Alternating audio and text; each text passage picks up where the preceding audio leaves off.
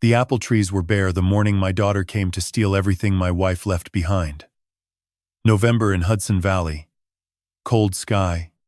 Dead leaves. The smell of cider and endings. Claire walked in without knocking. Her boyfriend carried a leather briefcase and a smile that cost me 3 weeks of sleep. "Sign the trust papers, Dad," she said. "You don't even know what month it is." I looked at the pen she offered. Then I looked past her. Through the kitchen window, at the old Honeycrisp tree where Eleanor buried her last secret. They wanted me to sign. Instead, I opened an envelope, and the room went silent. Before we begin, leave a comment and tell me what you are doing right now while you listen. Are you driving, working, cooking, or maybe just winding down for the night? I truly appreciate hearing from you. Quick note. Some details in this story have been fictionalized for storytelling and reflection. What matters most is the message it carries. 3 weeks before that morning, I made the most important decision of my life. I decided to say nothing. I sat on the wraparound porch of my farmhouse that Monday, black coffee cooling between my palms, watching fog settle over 55 acres of Hudson Valley apple trees. The branches were bare. November had stripped them clean, left them reaching toward a gray sky like old hands grasping at something that was already gone. No wind. No birdsong. Just the kind of silence that arrives when something terrible is on its way, and the world knows it before you do. My name is Thomas Brennan. Most people call me Tom. I am 67 years old, retired after 30 years as a criminal investigator with the Internal Revenue Service. When folks hear that, they picture a man in a gray cubicle, stamping tax forms. What it actually means is, I spent 3 decades learning how to catch liars, forge signatures, hidden accounts, shell corporations, designed to make stolen money disappear. I have seen every kind of fraud a human being can commit against another human being. And I have learned one rule that never fails. When the numbers do not add up, someone is lying. Eleanor died 13 months ago. 65 years old. A stroke took her on a Tuesday afternoon while she was pruning the Cortland trees along the south fence. I found her lying in the grass between 2 rows, pruning shears still in her hand, the autumn sun warm on her face like the world had not just ended. The doctors said it was instant, painless. I do not know if that is true, but I choose to believe it because the alternative keeps me awake at 3 in the morning staring at a ceiling that has no answers. The farm stretched out before me, 55 acres of Hudson Valley orchard, planted with Honeycrisp, Cortland, Macintosh, and a handful of Fuji trees. Eleanor added 9 years ago because Sophie, our granddaughter, said they were her favorite. Eleanor built this place into what it was. Her grandfather bought the original 30 acres in 1941. Eleanor expanded it, modernized the irrigation, turned a failing family orchard into something people drove 2 hours from Manhattan to visit every October. I remembered what Eleanor told me the week before the stroke. We were sitting on this same porch, cider in our hands, watching the last of the apple pickers load their bags into cars at the end of the season. She turned to me with that expression, nowhere when she had already made a decision and was simply informing me of the outcome. "This farm stays with Sophie," she said. "Whatever happens, Tom, whatever choices our children make, whatever trouble finds this family after I am gone, this farm stays with our granddaughter." I told her she was being dramatic. She was 65, not 90. We had decades left. She looked at me the way she always did when I was missing something obvious. Patient. A little sad. Like she loved me too much to say what she was really thinking. "You will understand when the time comes," she said. "Just promise me you will trust what I have done." I promised. She died 9 days later, and I spent 13 months believing that conversation was just Eleanor being Eleanor. Careful. Thorough. Planning for emergencies that would never arrive. I took a sip of coffee. Stone cold. The mug had a chip on the rim. Eleanor always told me to throw it away. I never did. Some mornings, that chipped edge against my lip was the closest thing I had to her touch. Let me tell you something about grief that no one warns you about. It does not arrive all at once. It moves in like fog. Some mornings you wake up, and the world looks almost normal. You make coffee, you check the weather, you walk the rows. Then you reach for the sugar bowl, and you remember she was the one who always filled it. And the fog rolls in so thick, you cannot see your own hands. 13 months.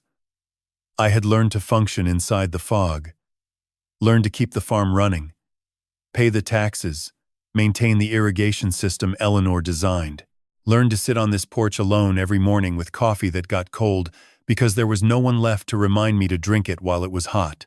What I had not learned was how to see my own daughter clearly. That part, Eleanor had tried to teach me. I was not ready to listen. The calendar on the kitchen wall said November 6th. Thanksgiving was 18 days away. I did not know yet that Thanksgiving would be the deadline. Did not know that my daughter had already set a trap and was counting down to the moment she expected me to walk into it. What I did know, what had kept me awake for 3 nights since Saturday, was something my neighbor Walt Kowalski said when he brought over apple pie and sat in the chair beside mine. Walt was 72, retired firefighter, lived 3 properties down the valley, and had known Eleanor and me for 38 years. He was the kind of man who said exactly what he meant and nothing more. Which is why, when he mentioned something casually, halfway through his second slice of pie, it landed in my chest like a stone. "That new fellow Claire has been bringing around," Walt said, chewing slowly. "Dominic? Is it?" I nodded. He looked at me with those pale blue eyes that had seen the inside of burning buildings for 40 years. "Looks mighty familiar. Tom. Cannot quite place where I know him from, but it is nagging at me." He paused. "And Eleanor told me something. 3 days before she passed. Said she did not trust the man Claire was seeing. And, asked me to watch out for you." I had smiled at Walt. Thanked him for the pie. Changed the subject to the weather. But inside, something had shifted. A gear turning. A number that did not add up. And once you see a number that does not add up, you cannot unsee it. I drained the last of the cold coffee and looked at my watch. 8:45. Claire said she would be here by 9. She was bringing papers. Something about a trust fund. Financial protection. Making things easier for me. I knew what she was really bringing. I had known for 3 days, ever since Walt said her boyfriend looked familiar, and Eleanor had told him she did not trust the man. Gravel crunched under tires at 8:52. I did not get up. Just sat in my chair, coffee mug with the chipped rim balanced on my knee, watching the morning fog thin over the bare orchard. Car door. Footsteps on the wooden porch steps. The front door opened without a knock. "Dad." I turned slowly. The way a man turns when his joints have learned to budget their movements, not performance. Not yet. That would come later. Claire stood in the doorway. 39 years old, though she looked closer to 45 this morning. Hair pulled back tight enough to stretch the skin at her temples. Dark circles that concealer could not quite hide. She wore a charcoal blazer I had never seen before. Expensive looking, the kind you buy when you want to feel like someone with their life under control. A leather portfolio pressed against her ribs, like she was protecting it from a wind that was not blowing. "Dad, I called you twice yesterday." "Did you?" Must have left the phone inside again. I could see the tightness around her mouth. Financial stress. I had seen that expression before. 2 years ago, when her ex-husband Derek cleaned out their joint accounts and vanished to Arizona with a dental hygienist. Claire showed up on my porch that night with Sophie in the back seat, crying, asking if they would be okay. Eleanor held them both until morning. That was the night fear moved into my daughter and never left. Fear of being poor. Fear of waking up with nothing. I understood it. I just did not know yet how far it would drive her. "Can I get you some coffee?" "Dad, I need you to focus." I stood slowly, knees creaking. "Come inside. Getting cold out here." She followed me into the living room. The farmhouse was not fancy. 2 stories, kitchen that still smelled like the apple butter Eleanor made every October. I kept everything the way she left it. Reading glasses on the side table, cardigan draped over the armchair. The quilt she started but never finished. Sometimes I would walk into a room and forget, just for half a second, that she was gone. Those half seconds were the best part of my day. Claire set the portfolio on the coffee table and unzipped it. Thick stack of papers, maybe 40 pages, stapled in sections with colored tabs where I was supposed to sign. Professional printing. Heavy stock. The kind of documents designed to look so official that most people sign without reading past the first paragraph. I am not most people. Dad, I need you to sign these. Margaret says, everything has to be filed before Thanksgiving.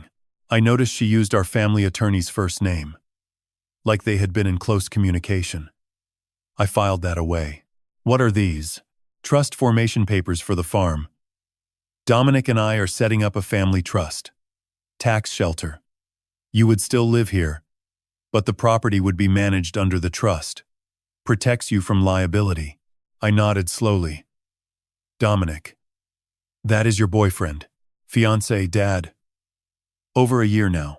I picked up the documents. Held them close. Squinting. Tilting pages toward the window light, like the print was too small. What I was actually doing was something I had done 10,000 times at the IRS. Reading the way a criminal investigator reads. Not the words, the evidence. You might wonder how a man who spent 30 years investigating tax fraud spots a forged document at arm's length.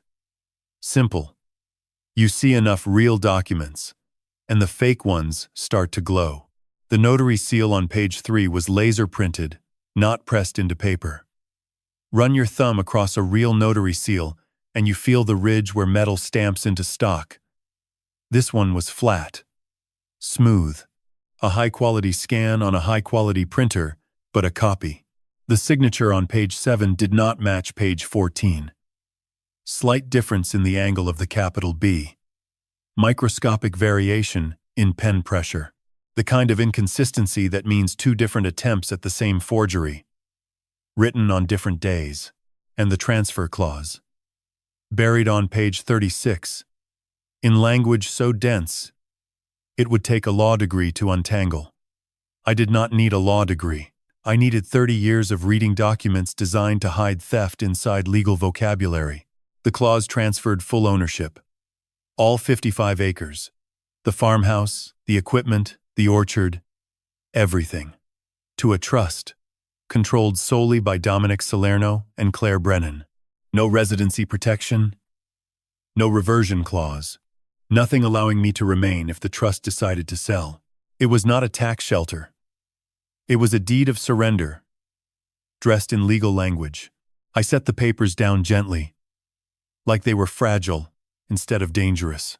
This is a lot of reading, sweetheart. I can go through it with you. No. Let me read tonight. You said Thanksgiving? The day before. Filing deadline. Plenty of time. Her shoulders dropped half an inch. The tension released from her jaw. She thought I was giving in, a confused old man who needed his daughter to handle the complicated things. Same way I needed Eleanor to fill the sugar bowl and remind me to drink my coffee while it was warm. Actually, let me take these back, she said. Dominic's lawyer can bring fresh copies this week. Notarize everything here. Make it easy for you. She gathered the documents into the leather folder with rehearsed hands. The relief on her face told me everything her words did not. She had expected resistance. Instead, she got cooperation. She stood, smoothing her blazer. I will call you tomorrow. You do that. She kissed my cheek on the way out. Her perfume smelled expensive. Department store, not drugstore. Too expensive for a woman who told me 6 months ago she could barely make rent. The door closed. Car started. Gravel crunched. I sat back down in Eleanor's armchair and looked at the coffee table where forged documents had been sitting 30 seconds ago. Let me tell you what she did not know. She did not know I had been waiting for this visit since Saturday morning, when Walt Kowalski sat beside me on the porch and said 2 things that changed everything. Her boyfriend looked familiar, and Eleanor had told him, 3 days before she died, that she did not trust the man Claire was seeing. Claire thought she had 18 days to close the trap. 18 days until Thanksgiving. 18 days until I signed away everything Eleanor built. What she did not understand was that I had been watching her build it for 3 of those days already, and I had decided, sitting on that porch with cold coffee and a chipped mug and the memory of my wife's voice, that I would not stop watching. I was going to let her finish building it. Then I was going to show her what 30 years of catching liars taught me about people who think they cannot get caught. 15 minutes after Claire left, her car came back. I heard the tires on gravel before I saw the headlights through the front window. She had forgotten her scarf, left it draped across the arm of the sofa where she had been sitting. Cream-colored cashmere. Another expensive thing on a woman who claimed she could not afford groceries. I was ready. She walked back into the living room and found me standing in front of the kitchen window, squinting at the orchard like I had never seen it before. Hand on the glass. Head tilted. The posture of a man trying to remember something that keeps slipping away. Dad. I turned slowly. Blinked twice. Oh, Claire. Did you just get here? Her expression shifted. Not concern. Relief. I was here 10 minutes ago, Dad. Left my scarf. You were? I looked around the room like I was searching for evidence of her visit. Found nothing that satisfied me. I am sorry, sweetheart. I must have dozed off. What were we talking about? She picked up the scarf from the sofa. Watched me for a moment. The land transfer papers, she said carefully. Remember? You said you would read them tonight. I held up a hand. Furrowed my brow. Wait. Is this about the property Derek wanted to buy? Silence. The name landed exactly where I intended it. Derek. Her ex-husband. The man who emptied their bank accounts and left her with nothing but debt and a 7-year-old daughter. Mentioning his name was a calculated sting, and I watched it hit. No, Dad. That was 2 years ago. Derek is gone. This is about the trust fund. Dominic and I are setting it up. You met him at Sunday dinner, remember? Dominic.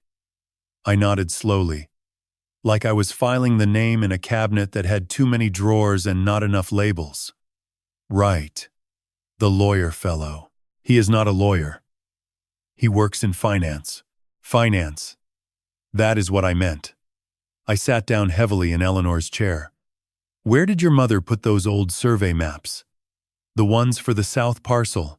She always kept them somewhere I could never find them. Claire's whole face changed. The tightness around her mouth disappeared. She actually smiled. A real smile. The kind I had not seen from her in months. It is okay, Dad. You do not need to worry about the details. That is what I am here for.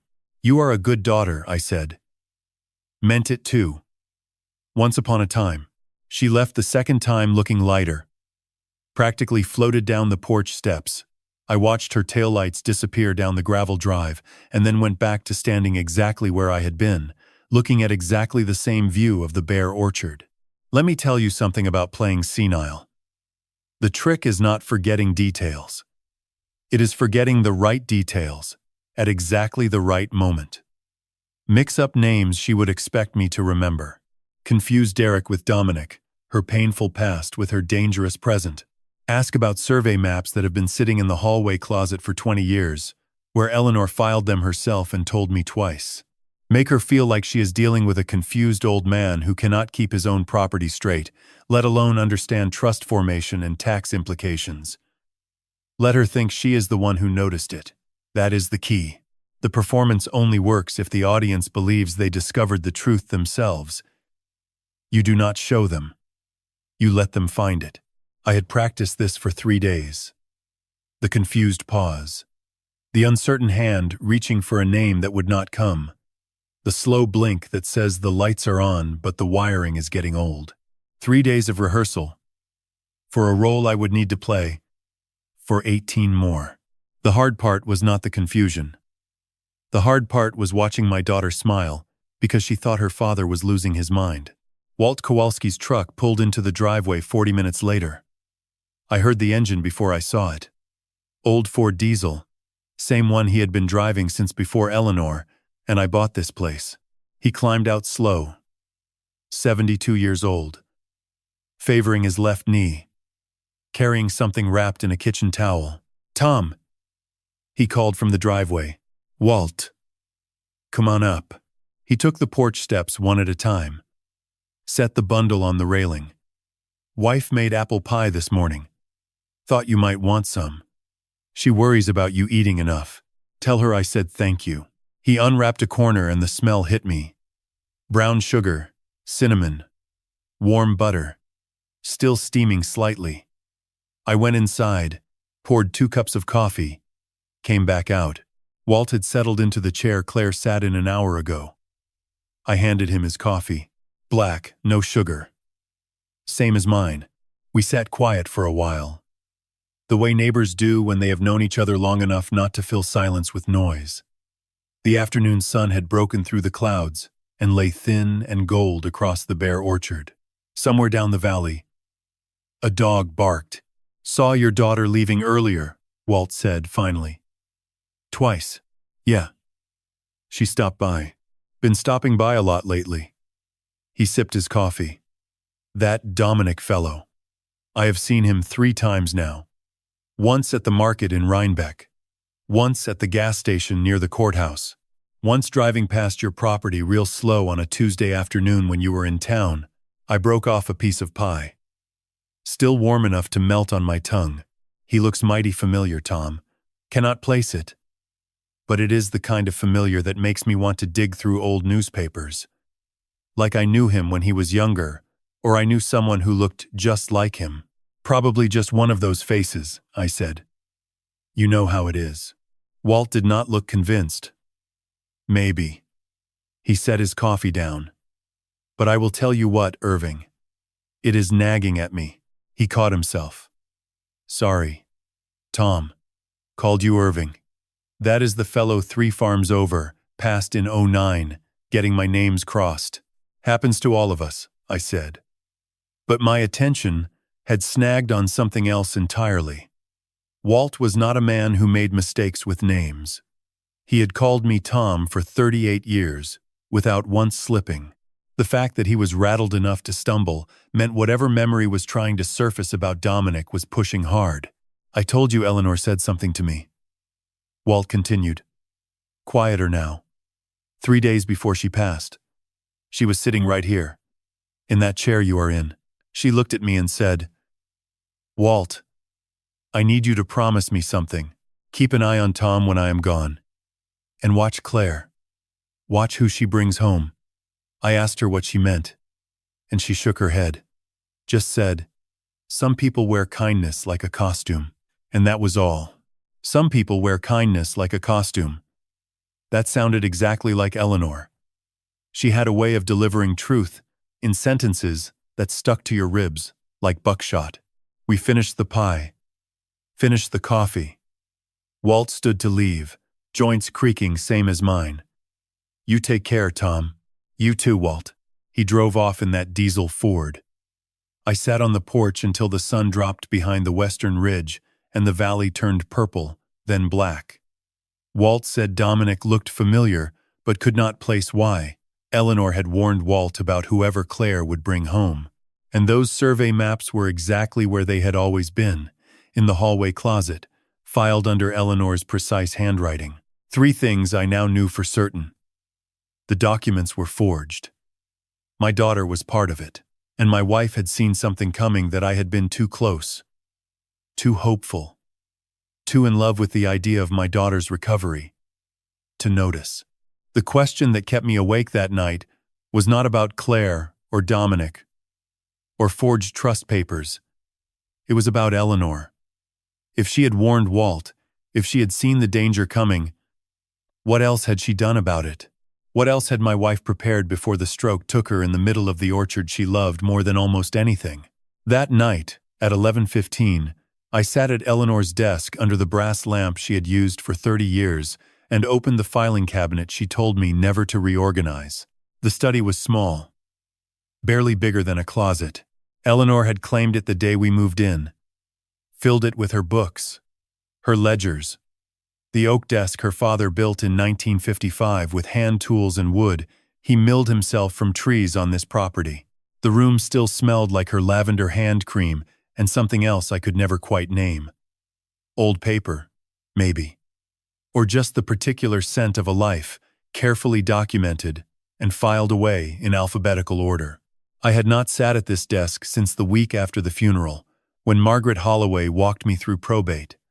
Everything had been straightforward then. The farm went into a standard family trust, savings split between Claire and Ryan after medical bills, a few small donations to charities Eleanor supported. I signed where Margaret pointed, shook her hand, drove home, and did not open this room again for 13 months. Now I pulled the will from the top drawer of the filing cabinet. 21 pages, cream-colored stock, bound with a blue cover.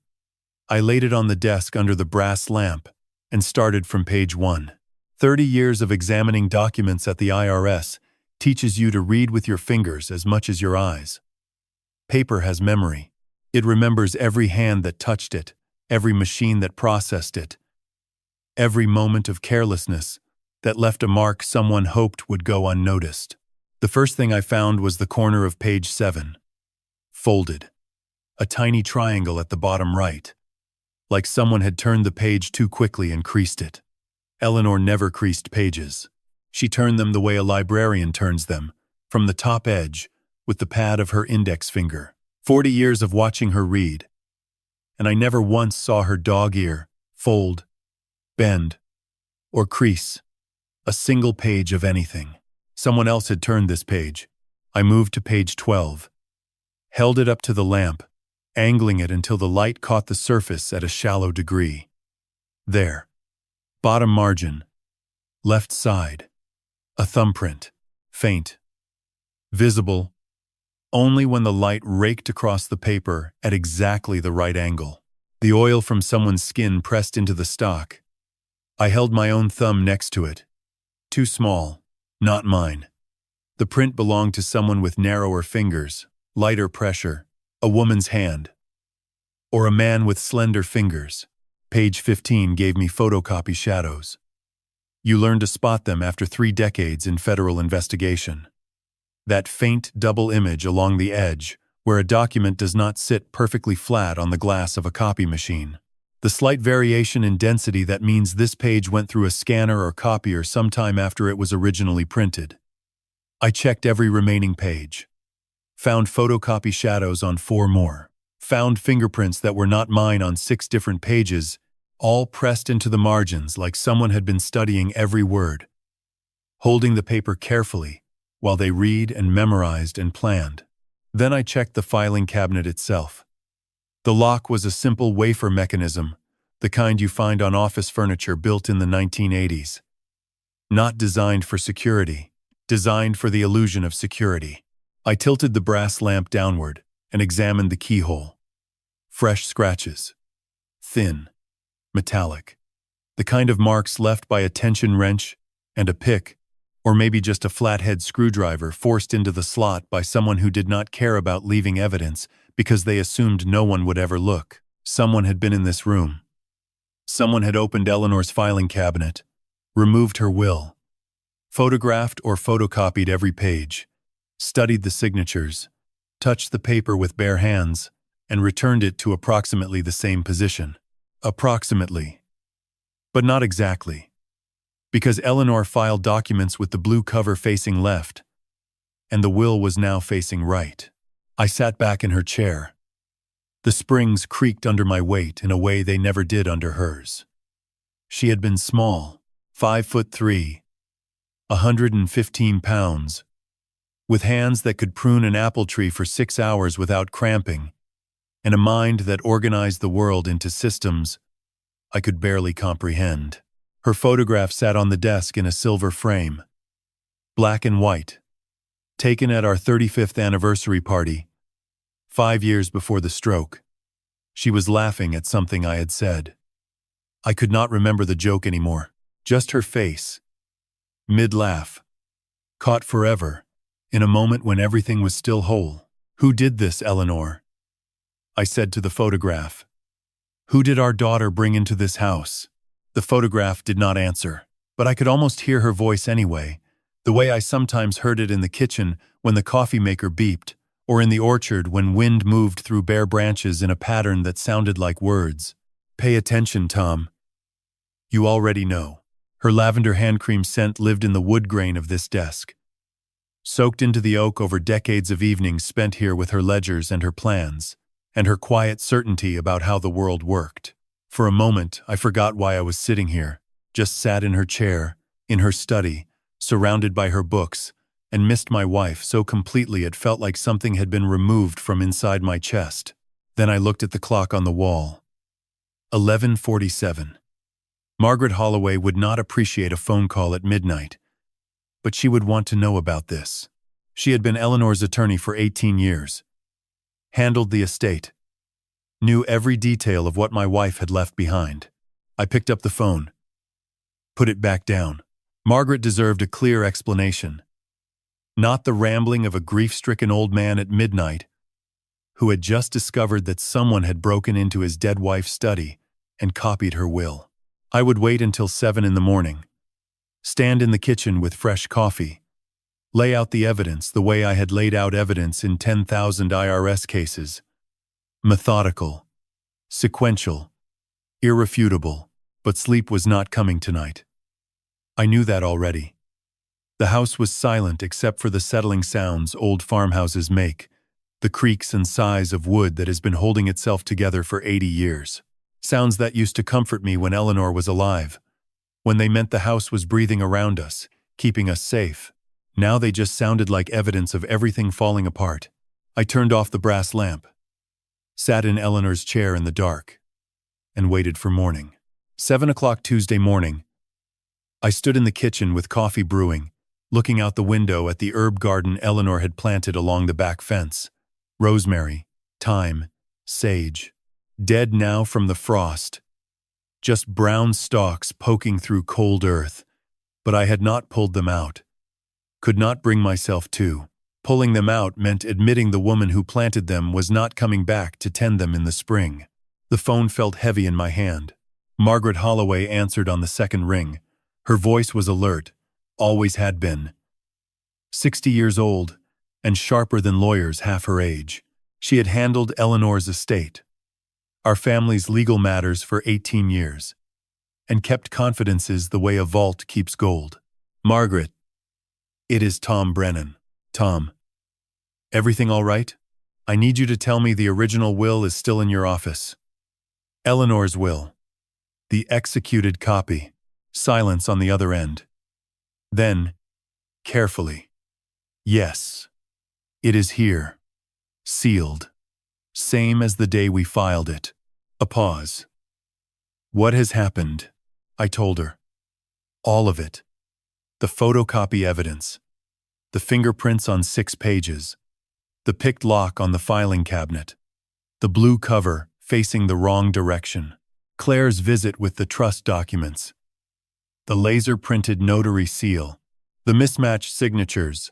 The transfer clause on page 36. The Thanksgiving deadline. When I finished, Margaret did not say anything for 10 seconds. You know what silence sounds like over a phone line? When an attorney who has known you for 18 years suddenly realizes she is looking at a crime? It sounds like the air leaving a room.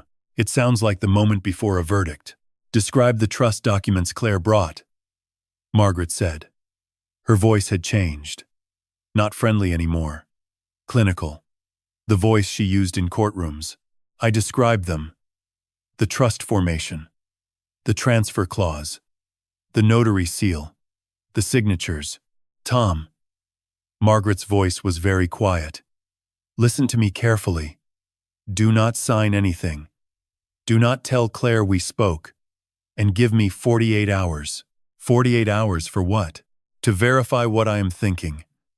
I need to check the original against what you are describing.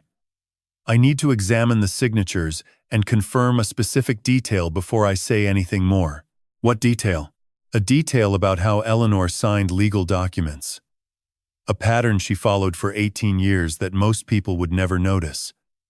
But someone who forged her signature might have missed it. My coffee had gone cold. I set it on the counter. Can you keep playing confused for 2 more days? Margaret asked. If Claire calls, you are still reading the papers. Still trying to understand them. You need more time. Nothing more. Yes. Good. And Tom, whatever you do, do not let her know you have noticed anything wrong. Do not mention the filing cabinet. Do not mention the photocopies. As far as she knows, you are exactly what she thinks you are. She hung up. I stood in my kitchen holding a dead phone, looking at the calendar. 48 hours would take me to Thursday morning. The Thanksgiving deadline was 12 days after that. 12 days between Margaret's answer and my daughter's expectation. I poured another cup of coffee and realized I had just entered a countdown I did not fully understand yet. Thursday morning at 7:15. The phone rang. I picked it up before the second ring. Tom. Margaret's voice was different than Tuesday. Harder. Tighter. Like she had been carrying something heavy for 2 days and was ready to set it down. We need to talk about what I found. I sat down at the kitchen table. The sun was coming up over the orchard, same as it did every morning, painting the bare branches gold like the world had not split apart somewhere in the middle of my life.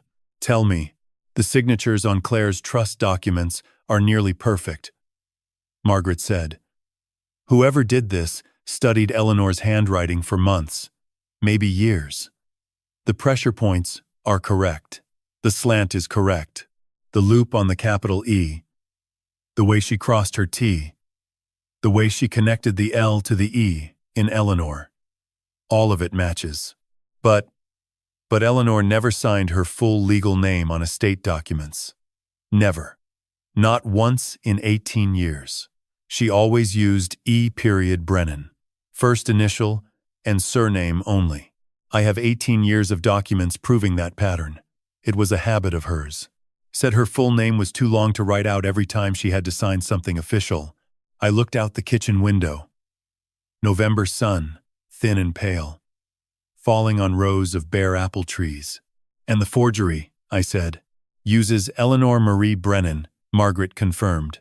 Full legal name. Beautiful penmanship. Perfect reproduction of her handwriting. But the wrong format. Completely wrong. The kitchen was quiet except for the refrigerator humming, and the old clock on the wall ticking off seconds that felt like years. What does that mean? I asked. It means someone who had access to Eleanor's handwriting for a very long time studied it until they could reproduce it stroke by stroke, Margaret said. Someone who watched her sign. Birthday cards, checks, grocery lists. Saw her write her name hundreds of times. Practiced until they could match the pressure, the slant, the rhythm of her hand. She paused, but they never saw her sign legal documents. Never noticed the pattern. Never realized she shortened her name for official paperwork. Who spends years studying someone's handwriting well enough to reproduce it perfectly? I said. The answer was already forming in my chest, like a stone. Someone who lives with them, Margaret said quietly. Someone who sees them write every day. Someone with time and privacy and access to documents they can practice from. A childhood bedroom in a father's house, for instance. I did not respond. Did not need to. This is not a family dispute, Tom. This is a crime. Forgery, attempted fraud. Possibly elder abuse depending on what else we find. I am filing paperwork with the probate court this morning. How long do I need to keep playing confused? Until Thanksgiving. Let her believe you are still considering it. Slow and uncertain and unable to make up your mind. In the meantime, I will be building a case. There was a pause. Then Margaret said something that changed the shape of everything. Tom, there is one more thing. Eleanor left something with me. 18 months before she died, she came to my office alone. Brought a sealed envelope. Wax seal. Handwritten instructions on the front. She told me to keep it in my safe and give it to you only when And I am quoting her words exactly. When the last apple tree is threatened. My hand tightened on the phone. What is in it? I do not know. Her instructions were explicit. I was not to open it. You were not to open it until you needed it. She said you would know when that time came. I stood in my kitchen with a dead phone and cold coffee, and a calendar counting down to Thanksgiving. My wife had walked into Margaret's office 18 months before a stroke killed her in the middle of our orchard, sealed an envelope with wax, and left instructions that sounded like a riddle. When the last apple tree is threatened, Eleanor had always seen 3 steps ahead of me. She saw patterns I could not find, connections I could not make. She had known Claire was struggling financially before Claire said a word. She had known Derek would leave before he packed his first bag, and apparently she had known something about our daughter that I was only beginning to see now. Something she had prepared for, planned for, sealed in wax, and hidden behind a lawyer's vault door. My dead wife was still 3 steps ahead of everyone in this house, and somewhere between Margaret's safe and a Thanksgiving deadline, the answer to everything was waiting inside an envelope I was not yet allowed to open. Friday morning. 5 days since Claire handed me the trust papers. 12 days. Until Thanksgiving. I woke at 4:17, the way I always do now, not from a dream, but from a silence. So complete it felt like a sound. I made coffee in the dark. 1 scoop, no sugar, the way Eleanor brewed it. The farmhouse creaked around me like an old man settling into his bones. I sat at the kitchen table and laid out what I knew. The forged trust documents. The laser-printed notary seal. 2 mismatched signatures on pages 7 and 14. The hidden transfer clause on page 36. The fingerprints on Eleanor's will. The scratched lock. The reversed blue cover, and Margaret's discovery Eleanor signed legal documents. E. Brennan. Never her full name. 6 red flags. Together, they painted a picture I didn't want to look at. But there was a 7th. 2 nights earlier, Wednesday, around 1 in the morning, I'd been pacing the house the way Eleanor hated shoes on hardwood, back and forth, like a man walking a perimeter. I ended up in the mudroom, the small space between the kitchen and the back porch where Eleanor kept her gardening boots, her rain jacket, and a shelf of seed catalogs she never threw away. I wasn't looking for anything. I was just moving through rooms the way grief makes you move. Touching surfaces. Opening drawers. Pretending the house still has her in it. On the shelf sat a wooden box Eleanor used for storing twine and plant markers. I'd seen it 1,000 times. Never opened it. I opened it. Beneath a coil of green garden twine and a handful of wooden stakes, there was a composition notebook, black and white marbled cover, the kind you buy at a drugstore for $2.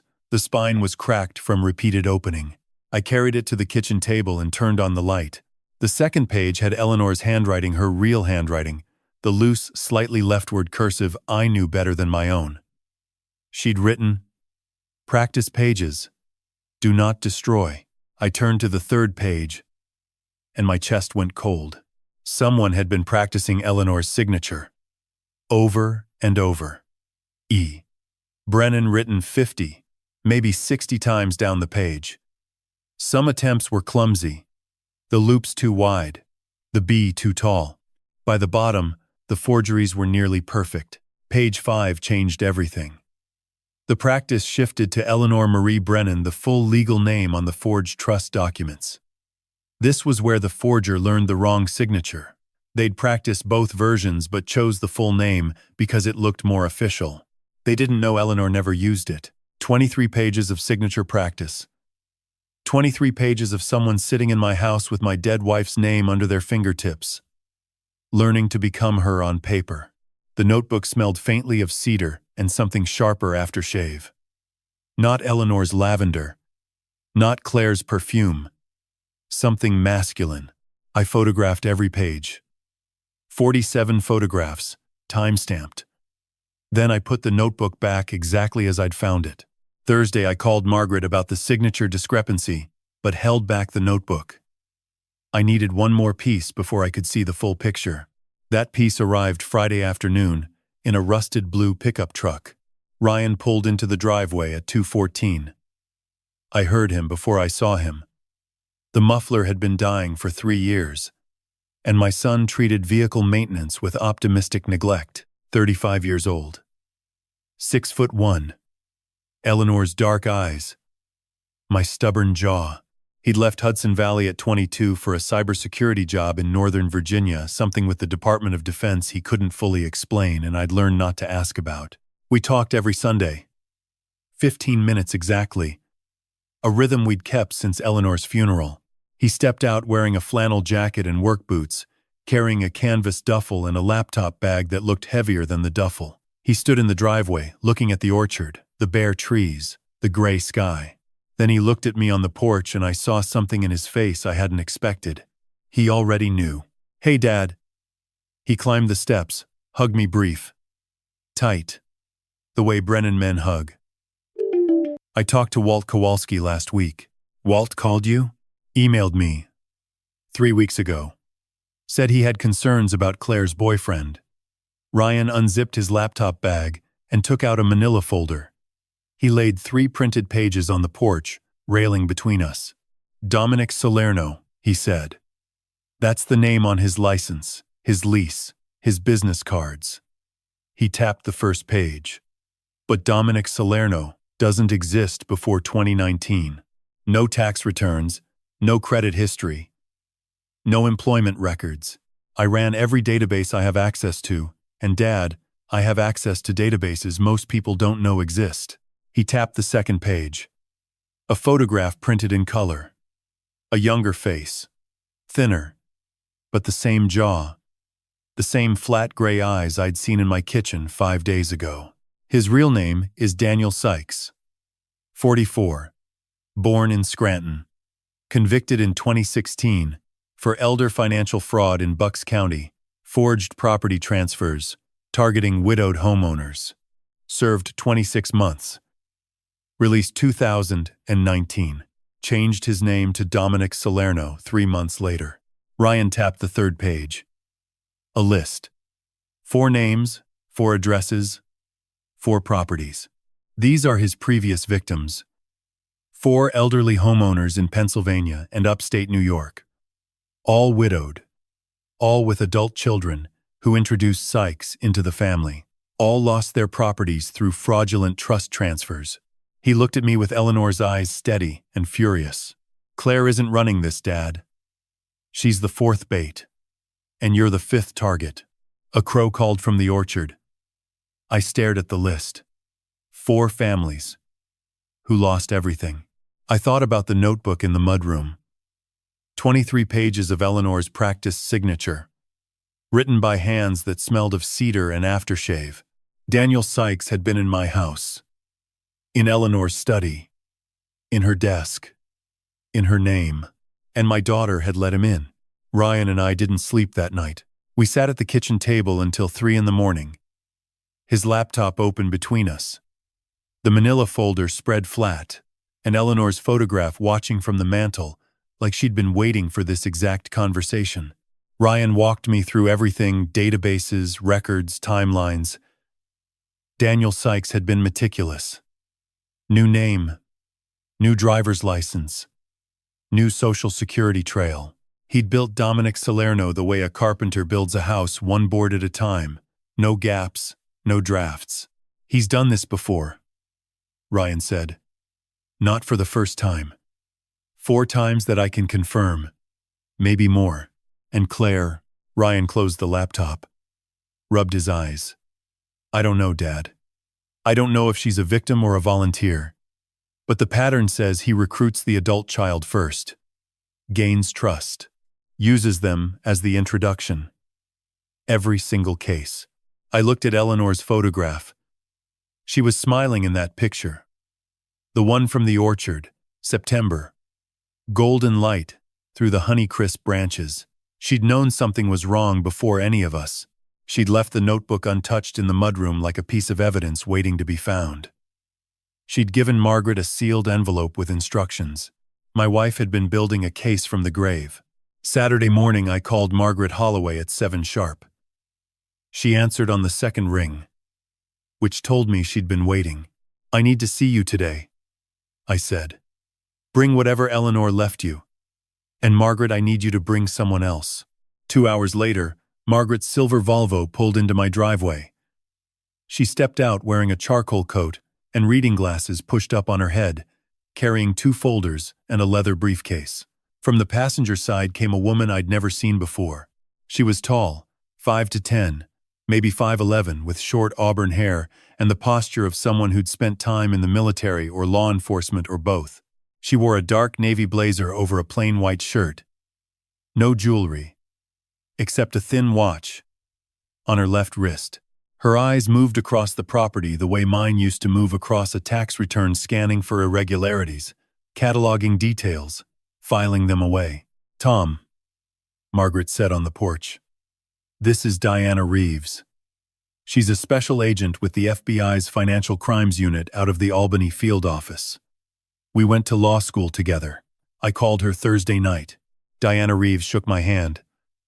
Firm grip. Direct eye contact. No smile. "Mr. Brennan, Margaret told me about your situation. I'd like to hear it from you."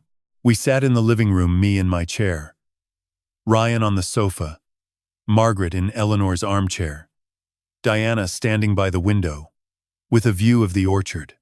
I told the story from the beginning.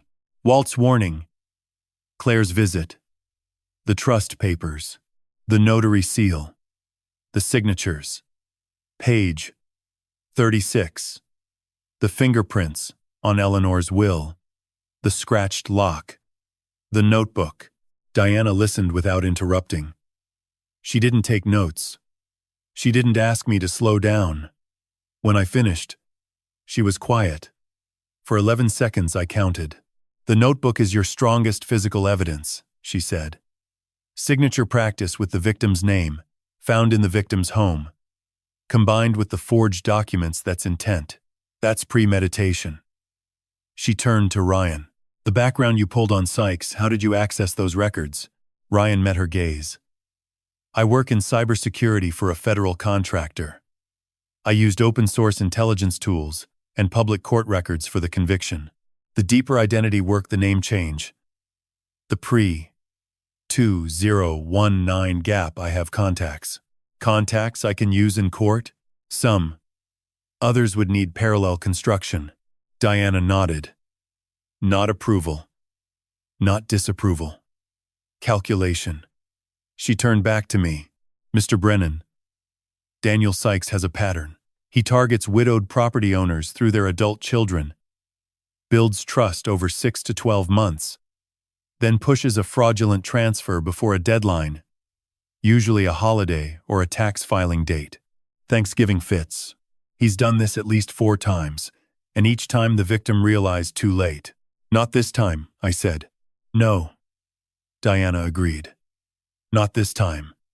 But I need to tell you something about the 4 previous cases that changes the calculation." She reached into Margaret's briefcase and pulled out a single sheet of paper. A printed news article from a Bucks County newspaper, dated 2018. Harold Emsler, 71 years old, widowed farmer in Doylestown, Pennsylvania. He was Sykes's 3rd victim. Lost his property through a forged trust in 2017. Filed a complaint. Hired an attorney. Started building a case to recover his land. Diana set the article on the coffee table. Harold Emsler died in November 2018. House fire. Ruled accidental faulty space heater. But the fire started at 2 in the morning, and the smoke detectors had been removed. Every single one. The room changed. I felt it, a physical shift, like the temperature dropped 3 degrees. Ryan leaned forward. Margaret took off her reading glasses and held them. "You're saying Sykes killed him," Ryan said. "I'm saying Harold Emsler was building a case against Daniel Sykes. And Harold Emsler died in a fire with no smoke detectors 6 weeks before his court date. The investigation was closed. No charges. But the Bucks County DA's office has kept the file flagged for 5 years. Diana looked at me with those scanning eyes. "Mr. Brennan, this isn't just a property fraud. If Sykes follows his pattern, He'll push for the signing before Thanksgiving. If you resist, if he suspects you know who he is, the situation escalates. Harold Emsler resisted. Harold Emsler is dead. I looked at Eleanor's photograph on the mantel. September light. Honey-crisp branches. That half-smile she gave when she knew something I didn't. Margaret spoke first. This is why I brought Diana. This isn't a civil matter anymore, Tom. This is federal wire fraud, identity theft. And possibly, she paused, choosing the word carefully. Something worse. So what do we do? I asked. Diana straightened. We build the case properly. We let Sykes believe his plan is working. You continue acting unaware, confused, cooperative, slow. Ryan monitors from here. Margaret prepares the legal framework. I coordinate with the Albany office in Bucks County. She looked at each of us in turn. We have 11 days until Thanksgiving. Sykes expects you to sign. We're going to let him think you will. And when he reaches for that pen, we close every door in the room. Ryan looked at me. Margaret looked at me. Diana waited. I thought about Harold Emsler, 71 years old, a farmer, a widower, a man who fought back and burned for it. I'm in, I said. Ryan nodded. I'm in. Margaret put her glasses back on. I've been in since Eleanor gave me that envelope. Diana allowed herself one small nod. Not a smile. Just acknowledgement. Then we start tonight. And Mr. Brennan, from this moment forward, you trust no one outside this room. Not Walt, not Claire, not anyone. Daniel Sykes has survived this long because he knows when people start talking. She looked out the window at the orchard. The bare Honeycrisp trees stood in their rows, like witnesses waiting to testify. 11 days, she said. Let's make them count. 11 days. Diana said it like a promise. I heard it like a sentence. Sunday morning, 2 days after the alliance formed. Diana called at 6:15. I was already awake, standing at the kitchen window, watching fog crawl through the orchard like something searching for a place to hide. Mr. Brennan, I need you to do something today that's going to feel unnatural. I've been pretending not to notice my daughter is robbing me. I think I've passed unnatural. This is different. Today, I need you to be weak, confused, forgetful. I need you to be the man. Claire and Sykes believe you are not the man you actually are. Diana explained the plan. She'd arrive at the farmhouse at 11, posing as a home health assessor from the county, a routine cognitive screening for seniors living alone. Claire had already mentioned to a neighbor that she was concerned about her father's memory. Diana had intercepted that information. If Claire was building a narrative that Tom Brennan was mentally declining, then Diana would confirm it on paper, in person, with a performance that would make Sykes believe his target was exactly where he wanted him. You'll answer my questions wrong, Diana said. Not all of them. Not obviously. Just enough to look like early-stage cognitive decline. Can you do that? I spent 30 years watching people lie to the IRS. I know what a convincing mistake looks like. Good. Because if Sykes checks, and he will check, he needs to see a man who can't remember what year it is. I hung up and stood in the kitchen for a long time. Eleanor's photograph watched me from the mantel.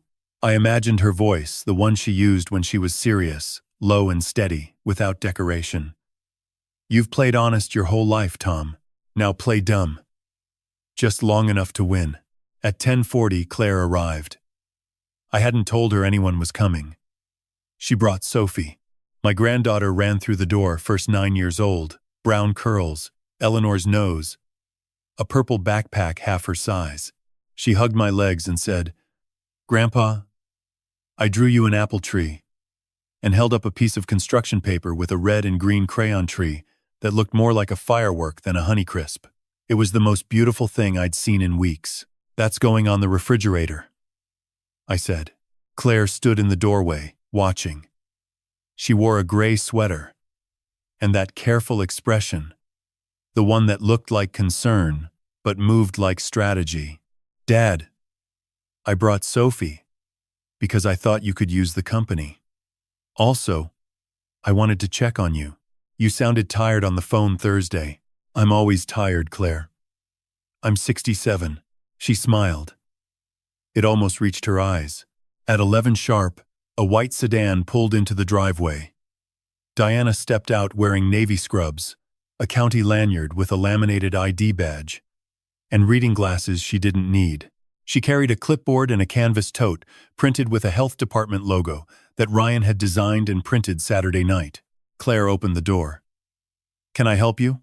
Hi there. I'm Karen Webb. Home Health Services, Dutchess County.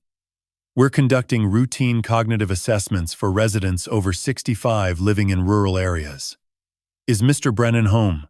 Claire's face shifted surprise first. Then something that looked like relief.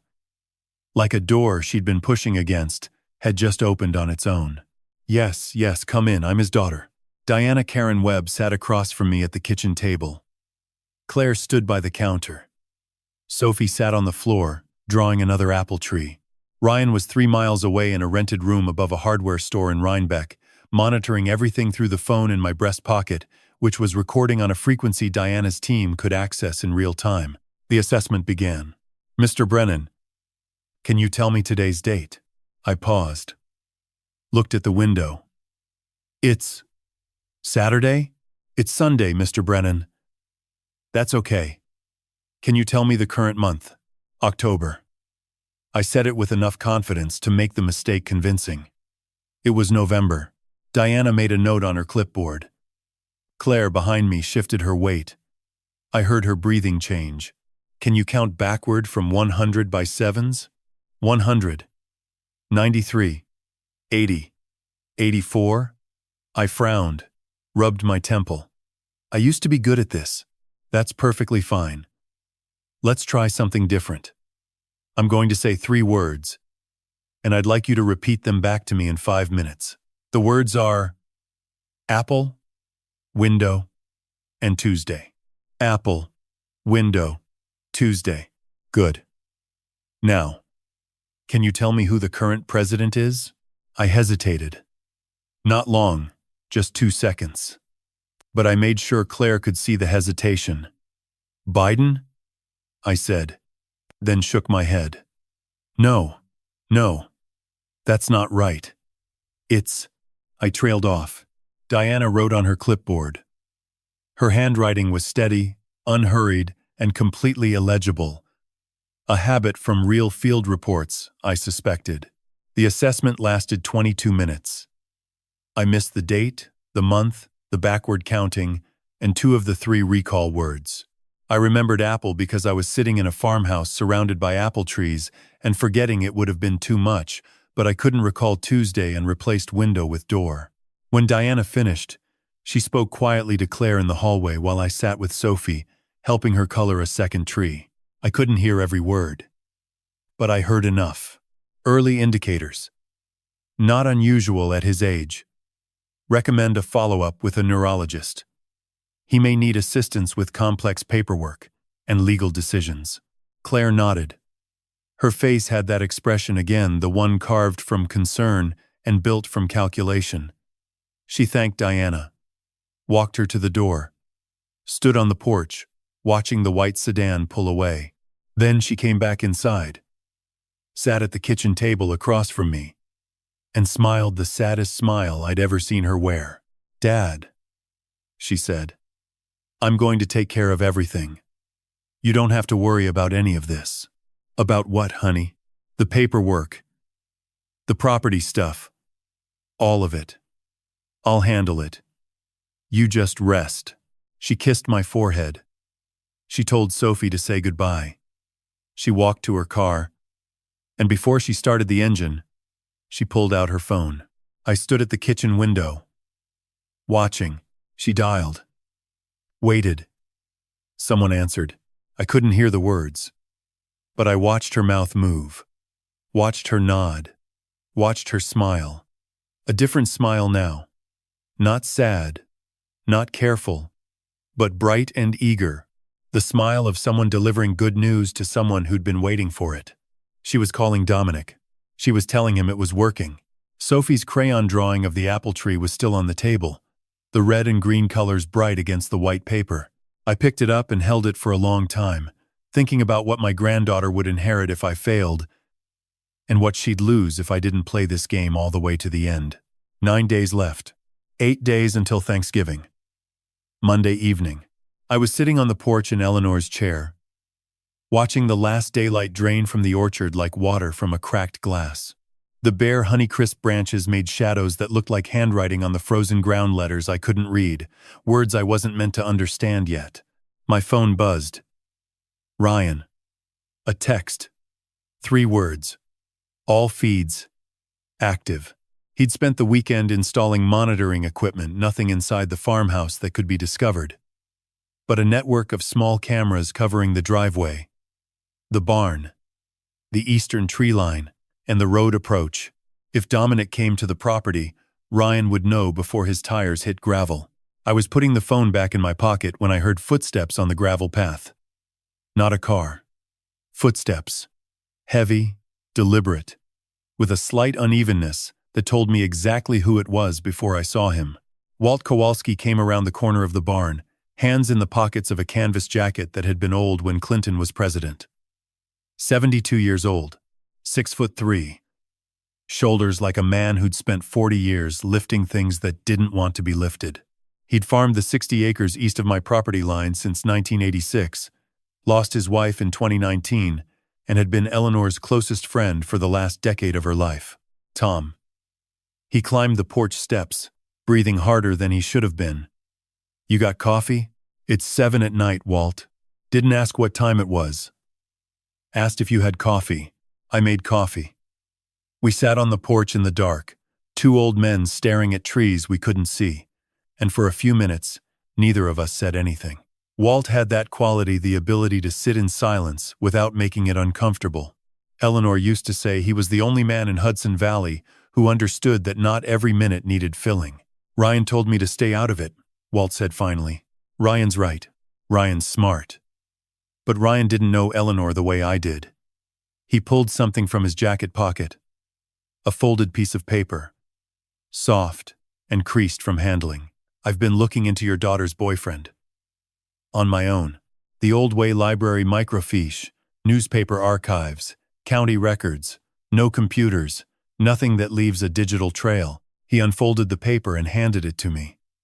It was a photocopy of a newspaper article from the Scranton Times-Tribune, dated March 2007. The headline read, Local businessman sentenced to 14 years for tax evasion and wire fraud. The article was short, 8 paragraphs. A man named Gerald Sykes, 51, owner of a construction materials company in Scranton, had been convicted of a scheme involving falsified invoices, shell companies, and $4 million in unreported income. The investigation had been led by the IRS Criminal Investigation Division, and the case was prosecuted in the Middle District of Pennsylvania. I read it twice. The name Sykes sat on the page like a stone in my shoe. Keep reading, Walt said. 3rd paragraph. I found it. 1 sentence, buried in the middle of the article like a seed planted in dark soil. The investigation was initiated by IRS Senior Special Agent Thomas R. Brennan, who described the scheme as one of the most methodical fraud operations I've encountered in 20 years of service. My own name. My own words. From a case I'd almost forgotten. Gerald Sykes. I searched my memory, the way I used to search, filing cabinets, systematic, patient, drawer by drawer. It came back in pieces. A construction supply company outside Scranton falsified invoices to inflate costs on government contracts. Shell companies in Delaware. A man who sat across from me in an interrogation room and said nothing for 4 hours, then asked for a lawyer with a voice so calm it made the hair on my arms stand up. I'd put Gerald Sykes in prison. 14 years. He would have been released around 2019 or 2020, accounting for good behavior. The same year Daniel Sykes, his son, changed his name to Dominic Salerno and began targeting elderly homeowners. Walt, I said. Where did you find this? Scranton Public Library. I drove down Saturday. 4 hours each way. Told my nephew I was visiting a friend. He took a sip of coffee. Tom, I knew something was wrong the first time I met that boy. He looked at your orchard. The way a man looks at something he wants to burn. Not take burn. There's a difference. I stared at the photocopy. The newsprint was grainy, the ink faded, but my name was clear. Thomas R. Brennan. The agent who destroyed Gerald Sykes's life. The reason a boy grew up visiting his father through bulletproof glass. This wasn't about the farm. It was never about the farm. Daniel Sykes hadn't found Claire by accident. He hadn't chosen my property because it was valuable, or because I was old, or because I was widowed. He'd chosen me because I was the man who'd put his father in a federal prison cell for 14 years. Every forged signature, every practice page in that notebook, every smile he gave. My daughter, all of it, was built on a foundation of revenge that was older than Claire's relationship with him, older than Eleanor's death, older than the bare trees standing in my orchard, like witnesses to something none of us had seen coming. The 4 previous victims weren't just practice. They were training. Daniel Sykes had been rehearsing for this for me for years. I folded the article and put it in my shirt pocket, next to my heart, next to the phone that was recording everything. Walt, I said.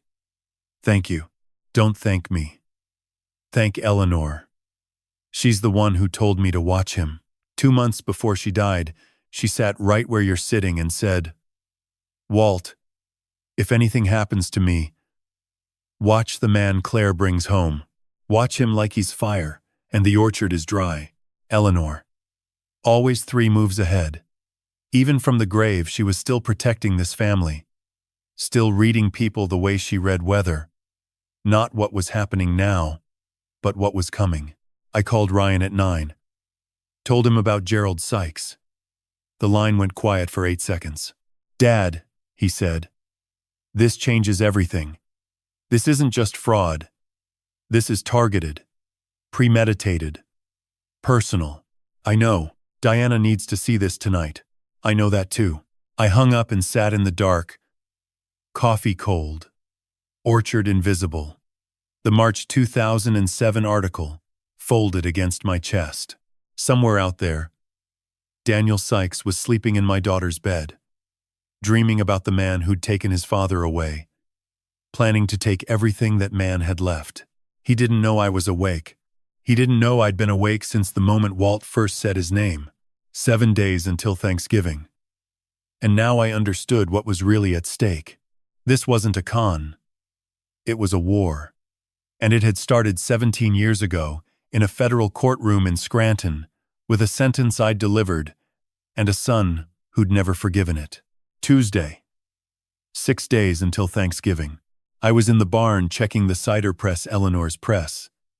A cast-iron hand-crank model from the 1970s that she'd restored herself. Sanding the rust, oiling the gears, treating the oak barrel slats with beeswax every September. We hadn't pressed cider since her last autumn. The press sat under a canvas tarp like a monument to something finished. I heard a car on the gravel. Not Claire's sedan. Something heavier. A black Jeep Cherokee, with tinted windows and mud on the wheel wells that looked deliberate, like a costume. City tires on a country vehicle. Dominic Salerno stepped out. I hadn't seen him since the day Claire brought the trust papers. 5 days of studying his real name, his criminal record, his father's sentencing transcript, and now here he was, 44 years old, 6 feet even, wearing a brown leather jacket and boots that had never touched a field. His hair was combed back, his jaw clean-shaven, and his smile was the most expensive thing about him. Mr. Brennan. He walked toward the barn with his hands visible, palms slightly open, a gesture I recognized from interrogation training. It was a technique used to project harmlessness. The fact that he knew it told me more than his smile did. Dominic. I stayed where I was, one hand on the cider press, the other in my jacket pocket where my phone was recording. Claire told me you were having a rough week. I wanted to check in. He stopped at the barn entrance, leaned against the doorframe like he belonged there. His eyes moved across the interior. The press, the tool wall, the stacked bushel crates, the loft, cataloging, pricing. That's kind of you. I also brought something. He walked back to the Jeep and returned, carrying a glass jug half-gallon amber liquid, sealed with a cork and a piece of twine. Made this myself. Small batch apple cider. I've been experimenting with a heritage recipe wine sap and northern spy blend. Thought you might appreciate it, being the orchard man. He set the jug on the workbench next to Eleanor's press. The liquid caught the barn light deep gold, almost copper, with a slight cloudiness that could have been natural sediment or could have been something else. I looked at the jug. I looked at Dominic. His smile hadn't changed. It sat on his face like a mask glued at the corners. That's real thoughtful, I said. Eleanor would have loved that. She was the cider expert. Me. I just drink whatever she put in front of me. Claire mentioned she was talented. I wish I'd gotten to meet her. The sentence hit like a slap delivered with an open hand. Gentle surface. Violent intent. He knew Eleanor was dead. He knew her signature. He'd practiced it 60 times in a composition notebook.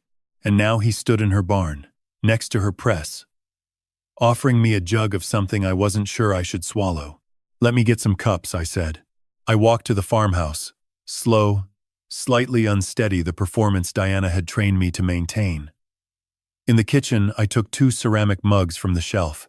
Then I opened the cabinet above the stove where Eleanor kept her mason jars and quietly took 1 small empty jar, tucked it in my back pocket. Back in the barn, I uncorked the jug. The smell was right apple, tart, with a faint sweetness underneath. But there was something else, a trace, almost invisible beneath the cider's natural aroma. Something faintly metallic, like a penny held under the tongue. 30 years of IRS work didn't teach me chemistry. But it taught me to notice when something doesn't belong. I poured 2 mugs, handed one to Dominic.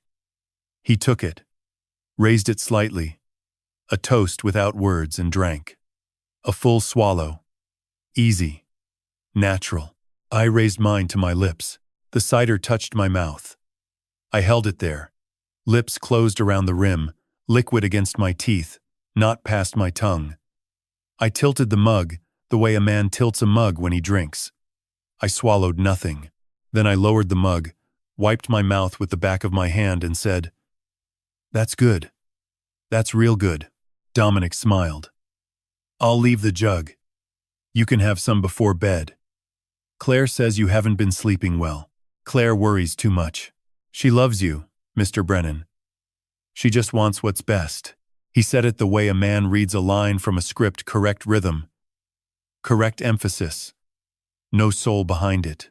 I'd heard that cadence before, in interrogation rooms, from men who'd rehearsed their innocence so many times they'd forgotten what truth sounded like. He left at 4:30. I stood in the barn doorway watching the black Jeep disappear down the road, its taillights red as warning signs. Then I moved. I took the mason jar from my back pocket, poured a sample from the jug, about 4 ounces, and sealed it.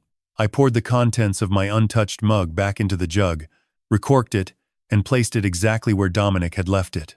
Then I carried the mason jar to the kitchen, wrapped it in a dish towel, and put it in the back of the refrigerator behind Eleanor's leftover jam jars. I texted Ryan 1 word. Sample. His reply came in 11 seconds. Diana has a contact at the state lab in Albany. I'll pick it up tonight. Results in 24 hours. 24 hours. 1 day. 5 days until Thanksgiving. I sat at the kitchen table and looked at the jug through the window. Sitting on the workbench in the barn, where Eleanor's press stood like a silent witness, a man had walked into my barn, smiled at me with my daughter's trust in his pocket and possibly poison in his hands, and told me she loved me. Harold Emsler, 71. A farmer. A widower. A fire with no smoke detectors. I thought about what Diana had said. If he suspects you know who he is, the situation escalates. Dominic didn't suspect. He'd drunk from his own mug without hesitation, Either the cider was clean and I was paranoid, or he'd built a tolerance, or his mug was different from mine. I'd watched him pour from the same jug, but I hadn't watched the jug every second. A man with 26 months in prison and 4 previous targets had plenty of time to learn sleight of hand. The kitchen clock ticked. The orchard stood bare and black through the window. The mason jar sat in my refrigerator, wrapped in Eleanor's dish towel, waiting to tell me whether the man my daughter loved was trying to steal my home or end my life. Wednesday night. Ryan called at 9:18. Dad. His voice was flat, controlled. The way it gets when he's holding something back to deliver it clean. The lab results came back early. Diana expedited it. And a pause. 3 seconds. Ethylene glycol. Low concentration, not enough to kill immediately, but enough to cause kidney damage over repeated doses. It's antifreeze, Dad. He put antifreeze in the cider. The kitchen went very quiet. The clock ticked. The orchard stood outside, like a congregation of bare witnesses. How much? Enough that 2 weeks of daily consumption would put you in organ failure. It would look natural, elderly man, declining health, already showing cognitive issues. No one would order a toxicology report. I closed my eyes. I saw Harold Emsler's house burning at 2 in the morning. No smoke detectors. I saw Dominic's smile in the barn, the jug on the workbench, the cork and twine. Dad, you there? I'm here. Diana's adding attempted murder to the case file. This isn't property fraud anymore. It never was, I said. It never was. Thursday. 4 days until Thanksgiving. Or so I thought. We met at the farmhouse at 6 in the morning, early enough that the road was empty, and the orchard was still a dark outline against a sky the color of wet cement. Diana arrived first, parking her car behind the barn where it couldn't be seen from the road. Ryan came from the backfield on foot, having left his truck at Walt's property. Margaret arrived last, her silver Volvo pulling in with headlights off, guided by memory alone.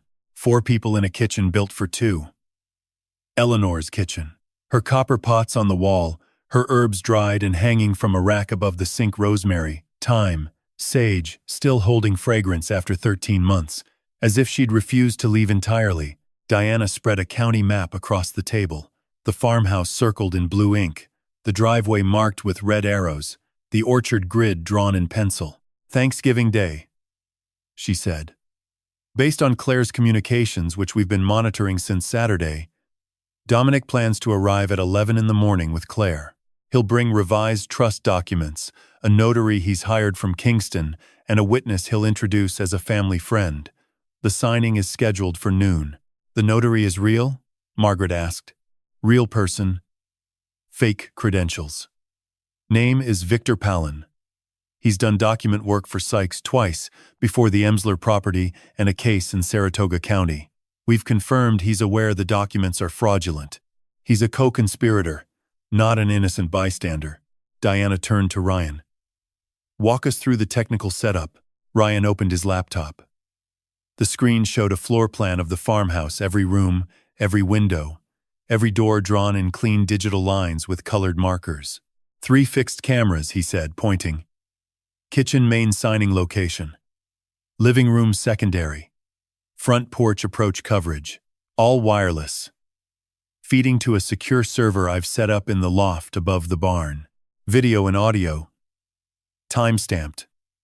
Encrypted. He tapped the screen. A second window opened a banking interface that looked exactly like a Wells Fargo commercial portal. This is the transfer portal. It's a mirror site I built identical to Wells Fargo's interface down to the pixel. If Dominic pushes for an electronic transfer, which he's done in 3 of his 4 previous cases, Tom will log in using credentials I've created. The site will show a balance of $620,000. Any transfer Dominic initiates will be captured in real-time account numbers, routing numbers, amounts, but no actual money moves. It's a closed system. Diana nodded. The moment Dominic initiates the transfer, we have wire fraud. Combined with the forged documents, the identity theft, the ethylene glycol, and the Emsler connection. We're looking at federal charges, wire fraud, mail fraud, attempted murder, and conspiracy. The U.S. Attorney's Office in the Southern District of New York has already reviewed the preliminary file. They're ready to move. Margaret removed her reading glasses and folded them on the table. On the legal side, I've prepared an emergency injunction to freeze any assets connected to Dominic Salerno or Daniel Sykes. The moment arrests are made, I file. Every property he's touched in the last 7 years gets flagged. She looked at me. Tom, I also need to discuss Eleanor's envelope. The room shifted. Ryan looked up from his laptop. Diana paused.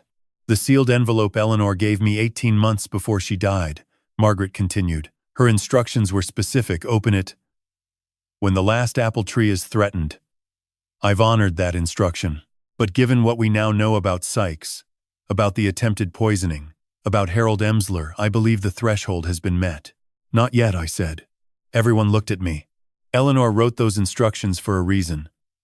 She chose those words, the last apple tree, because she meant something specific. Not danger, not fraud. She meant the moment when everything could be lost. That moment isn't now. That moment is Thursday, when Dominic sits at this table and thinks he's won. Diana studied me for a long moment. You want to open it during the signing. I want to open it when it will do the most damage. Eleanor was 3 moves ahead of everyone in this room. If she sealed that envelope, she sealed it for the right moment. And the right moment is when every door is closed and every camera is rolling. Margaret put her glasses back on. I'll have it with me Thursday. Your call. When it opens. We spent the next 2 hours on details. Entry points. Timing. Signals. Diana's team, 4 agents from the Albany field office, would be positioned in 2 vehicles on Walt's property, 300 yards east, with a clear line to the driveway. Ryan would monitor feeds from the barn loft.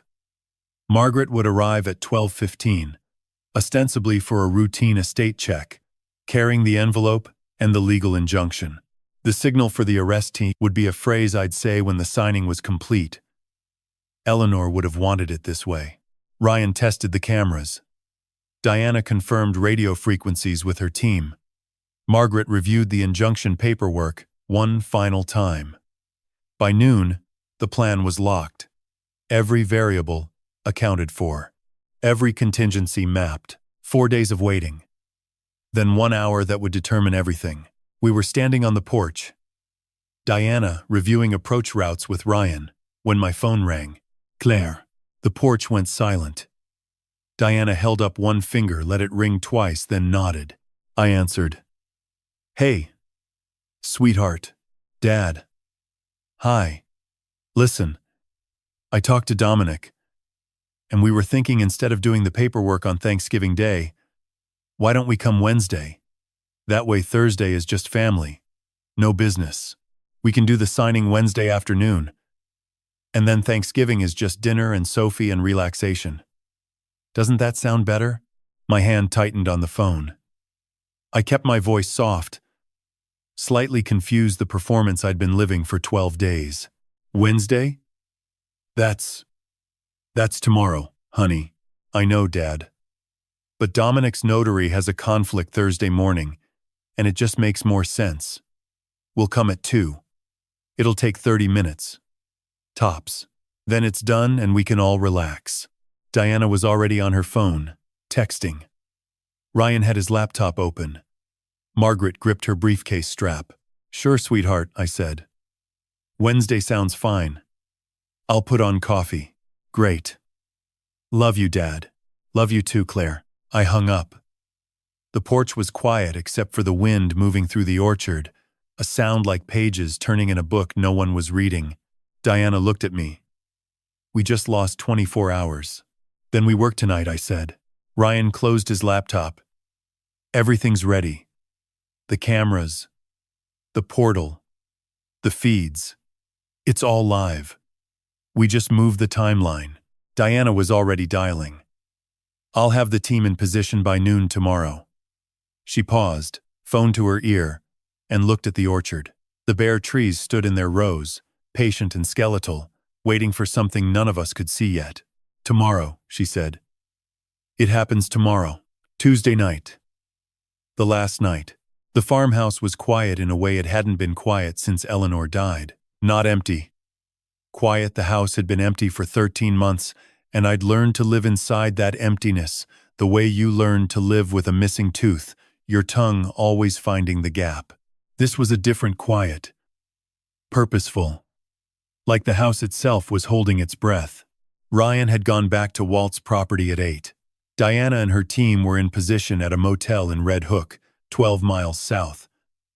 Close enough to respond in 20 minutes if something went wrong tonight. Close enough to be at the farmhouse by noon tomorrow. Margaret was home in Rhinebeck. The sealed envelope in her safe. The injunction papers in her briefcase by the door. Everyone was ready. Everyone was in place. And I was alone. I made dinner the way Eleanor taught me, simple, deliberate, respectful of the ingredients. A baked potato from the garden. Green beans from a jar she'd canned the summer before she died. One of the last 11 jars on the basement shelf.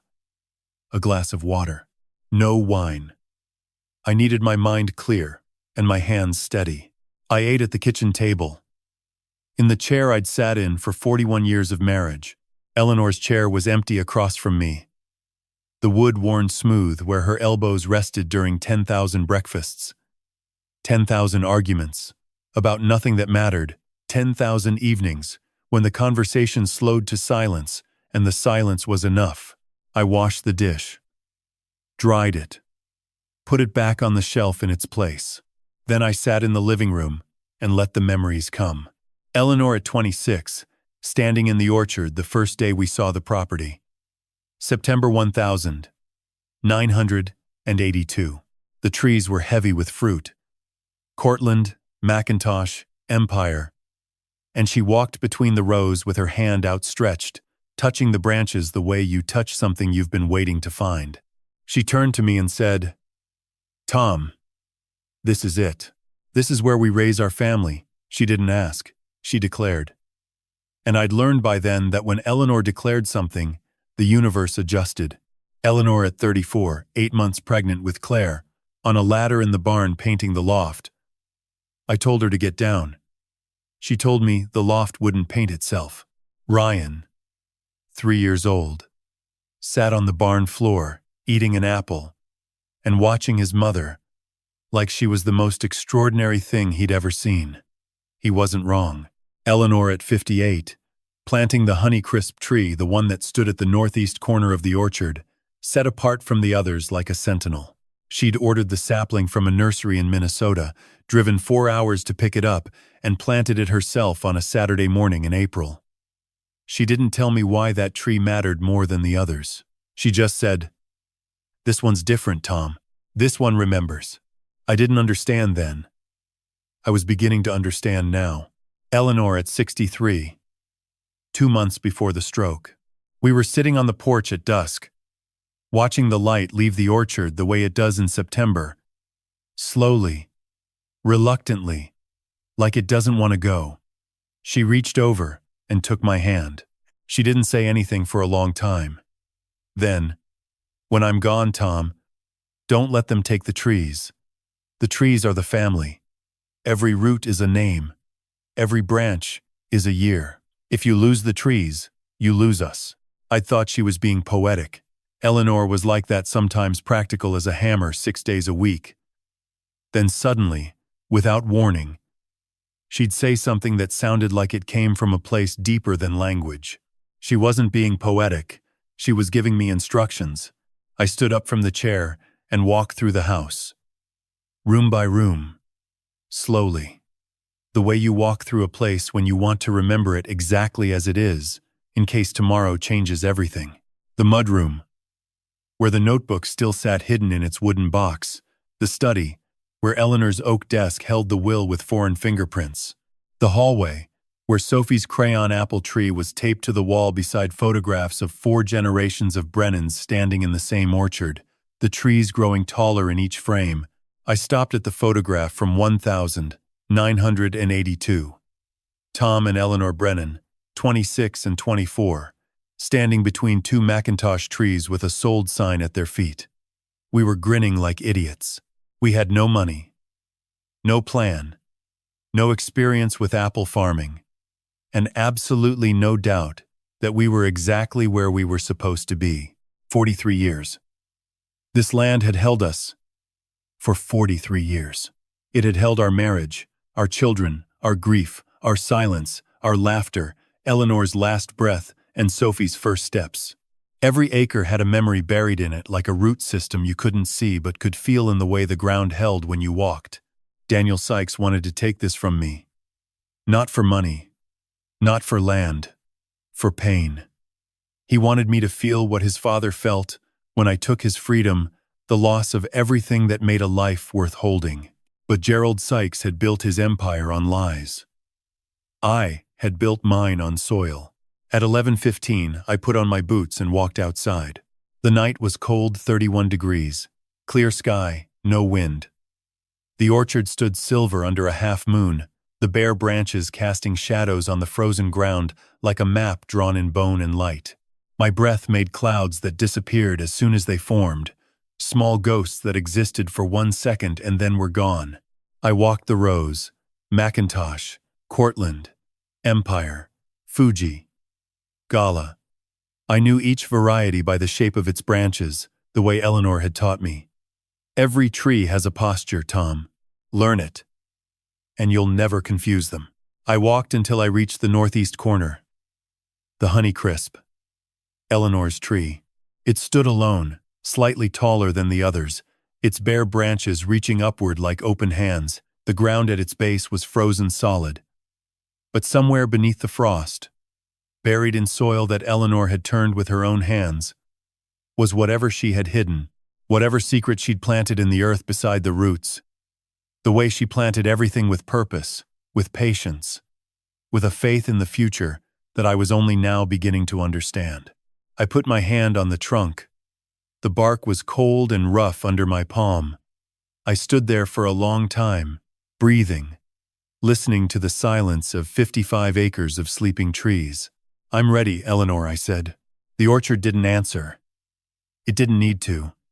The trees stood in their rows like witnesses who already knew the verdict. Tomorrow, Daniel Sykes would walk into my kitchen and reach for everything my wife had protected, and I would be waiting for him. The way Eleanor had been waiting, through 13 months of silence, through a sealed envelope and a hidden notebook and a Honeycrisp tree planted like a promise. I turned and walked back to the house. I didn't look over my shoulder. The orchard was behind me, and the morning was ahead, and everything I loved was somewhere in between. Wednesday morning. The day the orchard held its breath. I woke at 5 and didn't pretend to sleep longer. I showered, shaved, put on a clean flannel shirt, and the khaki pants Eleanor always said made me look like a retired man who'd accepted his retirement. I made coffee. 1 scoop. No sugar. I drank it standing at the kitchen window, watching the orchard emerge from darkness the way a photograph develops. Shadows first, then shapes, then the bare branches of 55 acres of apple trees standing in formation like soldiers who'd been waiting all night for orders. Ryan texted at 7. "All systems live. 3 cameras green. Portal active. Audio confirmed. I'm in the loft." Diana texted at 8. "Team in position at Kowalski property. 4 agents, 2 vehicles. Radio check complete. Standing by for signal phrase." Margaret texted at 9. "En route. Arriving 2:15. Envelope and injunction. In briefcase." I put the phone in my breast pocket, screen down, microphone up. Then I sat in my chair and waited. They arrived at 1:58. 10 minutes early. I heard 2 cars, Claire's gray sedan and the black Jeep Cherokee. I didn't stand. I didn't go to the door. I sat in Eleanor's living room and let them come to me. Claire entered first. She wore a black blazer over a white blouse, professional, deliberate, dressed for a transaction. Her hair was pulled back tight. She carried the leather portfolio I'd seen 2 weeks ago, Thicker now, more tabs, more colored markers. Dad. She kissed my cheek. Her lips were cold. How are you feeling? Tired, sweetheart. Didn't sleep much. You never do. She set the portfolio on the kitchen table and began arranging pages left to right. Signature tabs facing up. A black pen placed at the top, like a period at the end of a sentence. Dominic came next. Brown leather jacket, clean jaw, that manufactured smile. He shook my hand and held it 1 second too long, a power gesture, a claim of intimacy he hadn't earned. Mr. Brennan. Big day. We're going to get this all taken care of for you. Behind him, a third man entered. Short, heavy, mid-50s, wearing a gray suit that didn't fit well and carrying a leather stamp case. Victor Palin, the notary. He nodded at me without speaking and set up at the far end of the kitchen table stamp, ink pad. A logbook that I was certain contained fabricated entries, 3 of them. 1 of me. The kitchen felt smaller than it had last night. Dad, sit down, Claire said, pulling out my chair. This won't take long. I sat. The documents were spread before me, the same forged trust papers from 2 weeks ago, but revised. New pages, new tabs.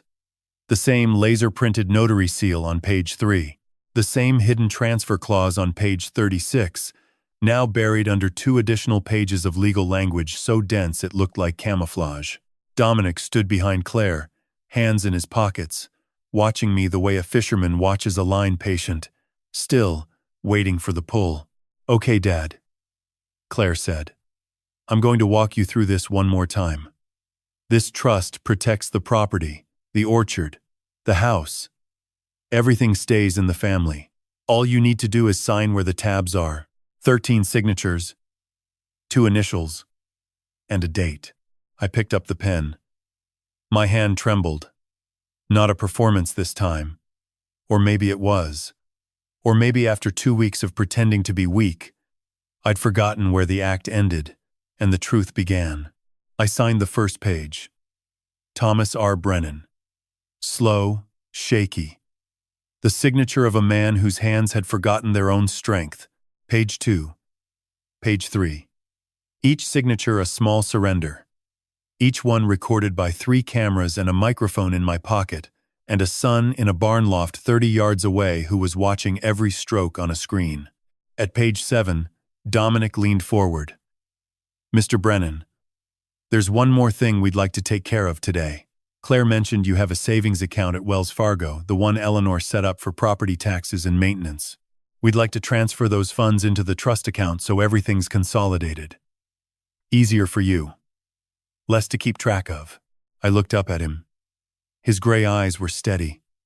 His smile was gone now, replaced by something more honest, more hungry. This was the real Dominic, the one who didn't bother performing when he thought the audience couldn't see. How much is in there? I asked, letting confusion drift across my face. Claire says it's around $600,000.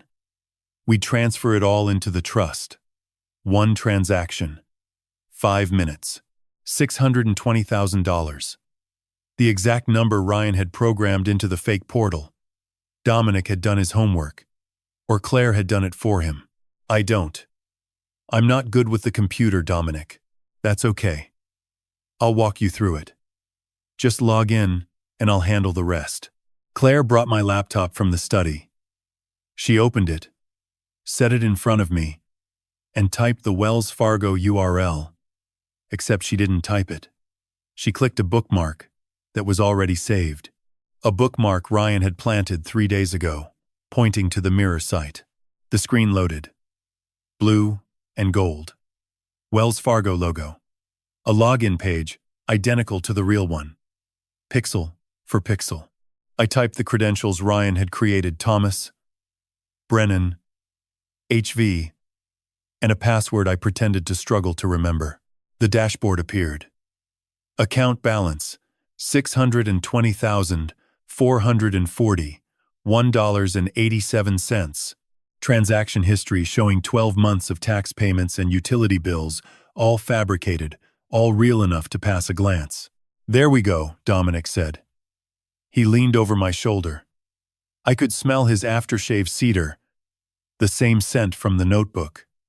Now click Transfer Funds. Right there. I clicked. A transfer form appeared. Dominic read the routing number from a card in his wallet. A real routing number. A real account. The one he'd used to drain 4 previous victims. He dictated, and I typed. Slowly. One number at a time. The way a confused old man types when the screen is too bright and the numbers are too small. Amount. Dominic said. Type 500,000. 500? 500,000. We'll keep the rest for your daily expenses. Claire will manage that separately. I typed 500,000.00. The confirmation screen appeared. You are about to transfer $500,000 to account ending in 4,471. Confirm? My finger hovered over the button. In the barn loft, Ryan was capturing the routing number, the account, the amount, the timestamp. In the motel in Red Hook, Diana's phone was receiving a real-time data feed. In a car on Walt Kowalski's property, 4 federal agents were listening to every word through the microphone in my pocket. I clicked confirm. The screen displayed. Transfer initiated. Processing time. 24 to 48 hours. Dominic exhaled. A small sound, almost silent, almost invisible, but I heard it. The sound of a man who'd been holding his breath for 17 years. That's done, he said. Now let's finish the signatures. I picked up the pen. Pages 8 through 13. My hand moved. The pen scratched. Victor Palin stamped each page with his fraudulent seal, the ink pad making a soft, wet sound like a heartbeat. At page 12, I paused. Margaret was supposed to arrive at 2:15. It was 2:21. She wasn't here. Dominic noticed the pause. He looked at me not with suspicion yet, but with the alertness of an animal whose ears had caught a frequency the others couldn't hear. Everything okay, Mr. Brennan? Just tired, I said. Hand cramps. Almost done. 2 more pages. I signed page 12. 1 page left. Margaret was 6 minutes late. Diana's team was waiting for a signal phrase. I hadn't spoken yet. And Dominic was standing 2 feet behind me with his father's anger in his blood and the routing number to $500,000 already captured on a server in a barn. I looked at the last page. Page 13. The final signature line. Outside, through the kitchen window, a silver Volvo turned into the driveway. Margaret walked through the front door at 2:23. She wore her charcoal coat, reading glasses on top of her head, and carried the same leather briefcase she'd had for 20 years. But today the briefcase was different. Today it held something Eleanor had sealed 18 months before she died. Addressed to a moment she'd predicted with the precision of a woman who knew her family better than they knew themselves. Tom, Margaret said. I apologize for being late. Road construction on 9G. You're right on time, I said. Dominic straightened. His eyes moved from Margaret to me, and back fast. Automatic. The scanning motion of a man who's survived by reading rooms. Who's this? He asked. Not to Margaret. To Claire. That's Margaret Holloway. Dad's attorney. She handles the estate. Claire said it casually, but I saw her fingers tighten on the portfolio edge. Nobody mentioned an attorney would be here, Dominic said. I'm here for a routine estate review, Margaret said, setting her briefcase on the kitchen counter. Standard procedure when trust documents are being executed. I'm sure you understand, Mr. Salerno. Proper legal oversight protects everyone. She said his fake name without flinching. Dominic held her gaze for 3 seconds. Then he smiled the expensive smile, the one that cost me 3 weeks of sleep, and stepped back. Of course, the more eyes, the better. I still had the pen in my hand. Page 13 sat in front of me, the last signature line.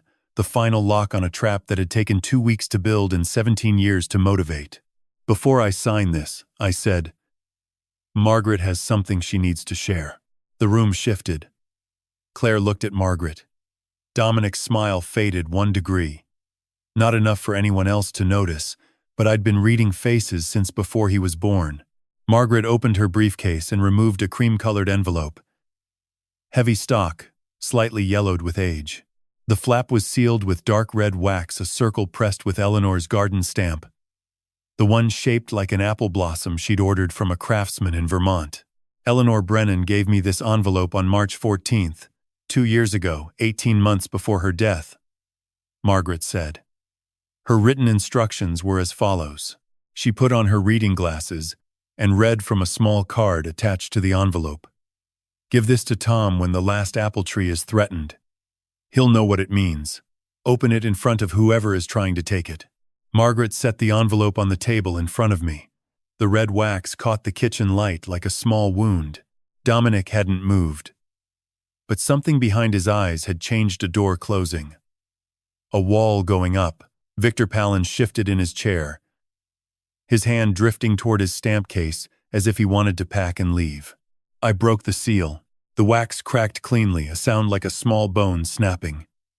Inside were 3 items. The first was a document. 8 pages. Professionally bound.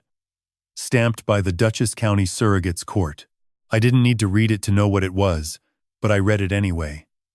Out loud, slowly, so the microphone in my pocket could capture every word. Last will and testament of Eleanor Marie Brennan. Executed January 8th, 2 years ago.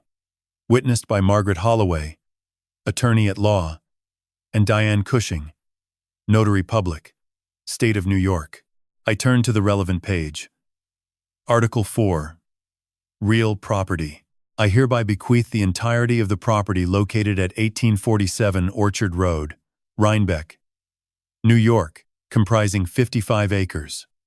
The residential farmhouse, all agricultural structures and equipment, and the apple orchard in its entirety to my granddaughter, Sophie Ann Brennan, to be held in trust by my son, Ryan Michael Brennan. Until Sophie reaches the age of 21, Claire made a sound. Not a word, a sound. Involuntary. The kind that comes from a place below language.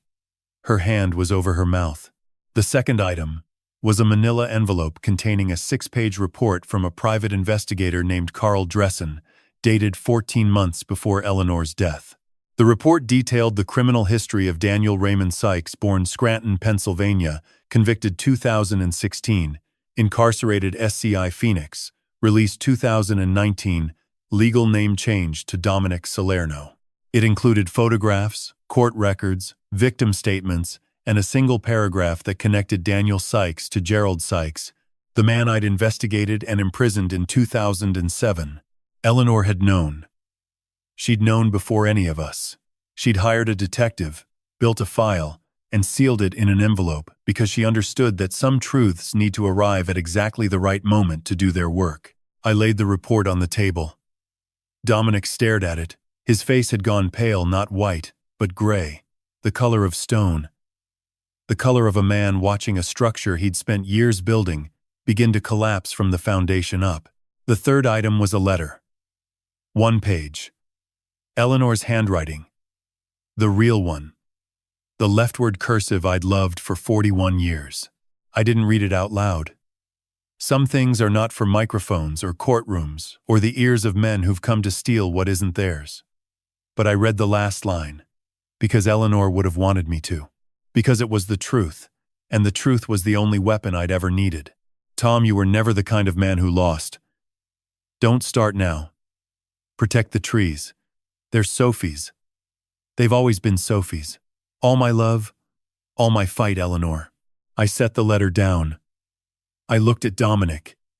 His gray eyes were flat, empty. The smile was gone entirely now.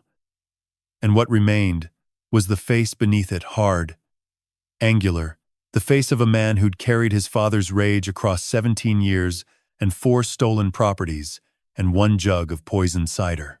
Your name isn't Dominic Salerno, I said. It's Daniel Sykes. Your father is Gerald Sykes.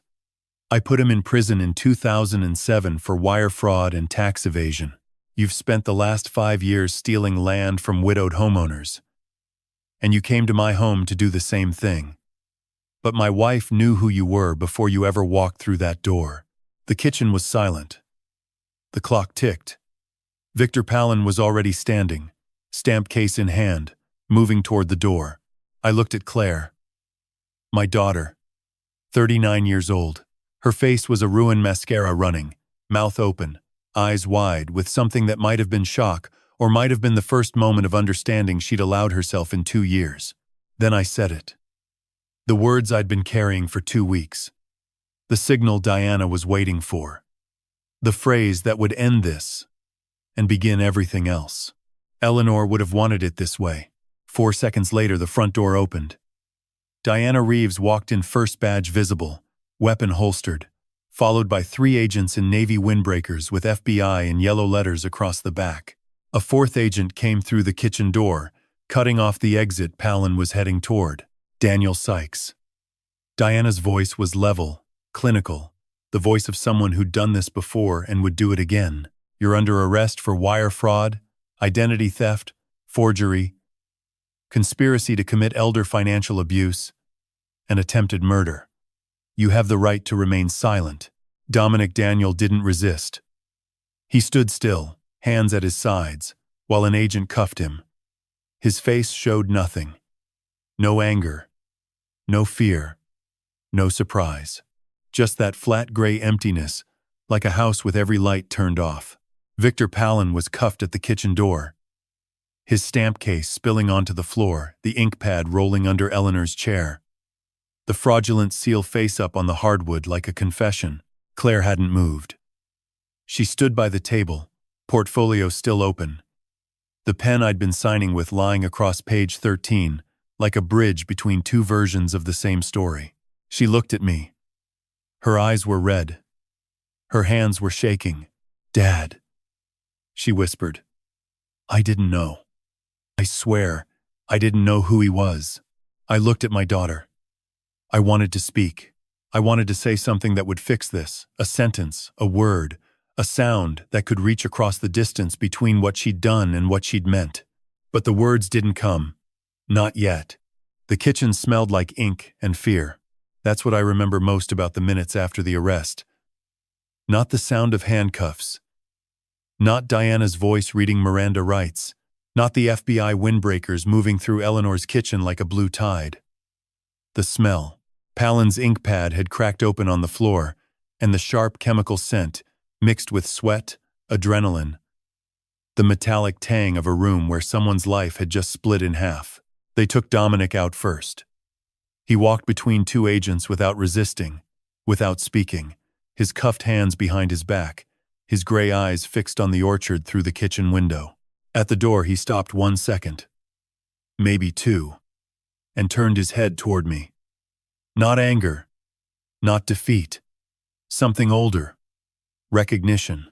The look of a man who'd known, somewhere deep in the machinery of his planning, that this ending was always possible. Then he was gone. The door of a federal vehicle closed, and 17 years of revenge ended with the soft click of a government-issue lock. Palin went next, shaking, silent, the small fish who notarized lies for cash and never expected consequences. The kitchen was quiet then. Diana stood by the counter. Margaret sat in Eleanor's chair. Ryan had come in from the barn loft. I hadn't heard him enter. But suddenly he was there in the hallway doorway, his face carrying the expression of a man who'd watched everything on a screen and was now seeing it in 3 dimensions. Claire sat at the table. She hadn't moved since the arrest. The leather portfolio was still open, my signatures on 12 pages, the pen lying across the unsigned 13th like a line drawn between who she'd been an hour ago and who she was now. Diana pulled a chair across from Claire, placed a digital recorder on the table, and stated the date, time, and location. Miss Brennan. I'm Special Agent Diana Reeves, FBI Financial Crimes Unit. You are not currently under arrest.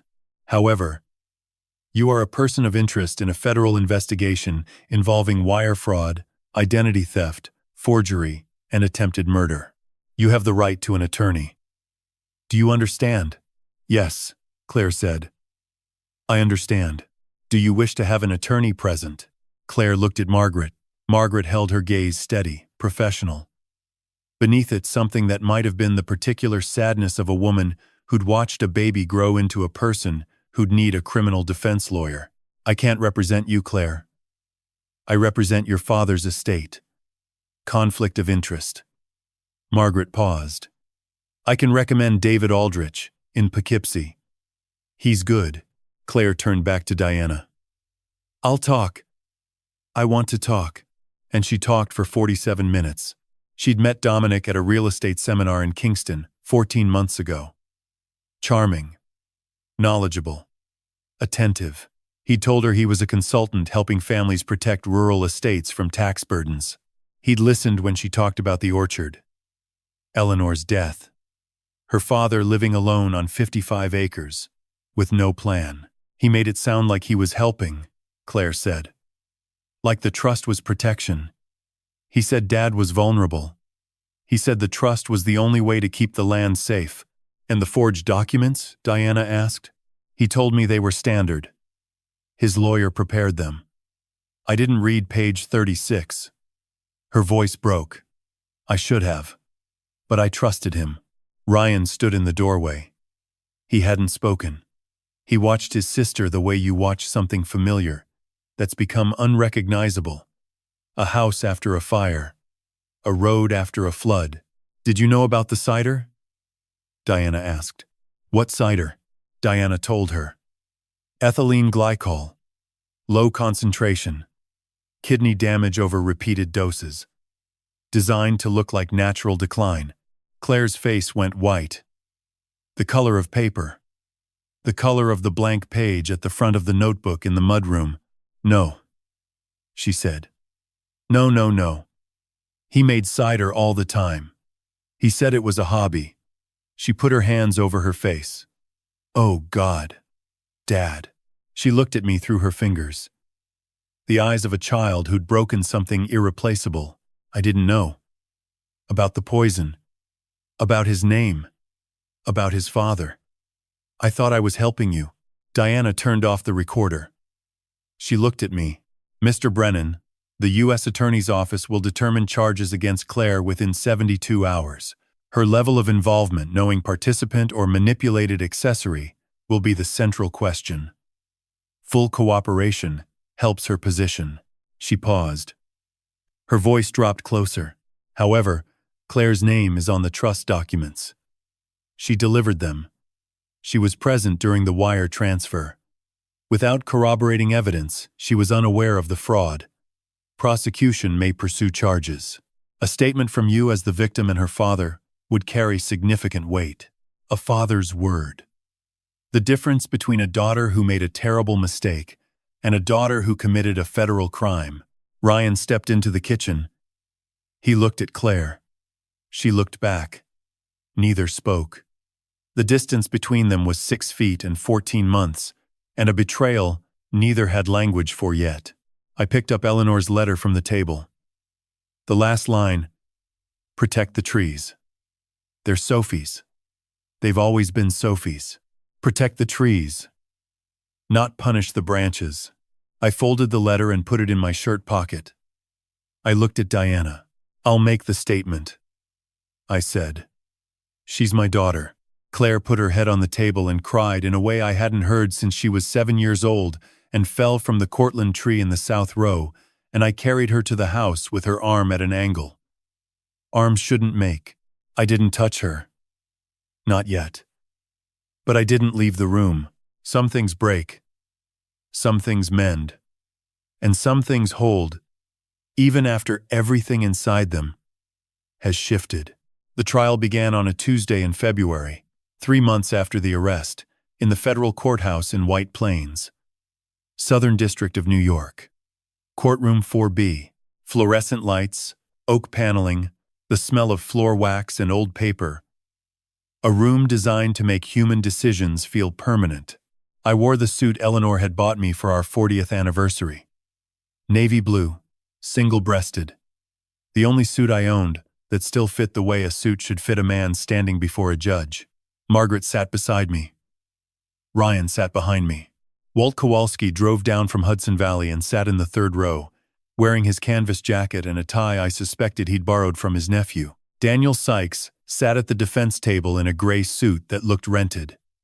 His court-appointed attorney was a young woman named Parrish, who worked hard and said little.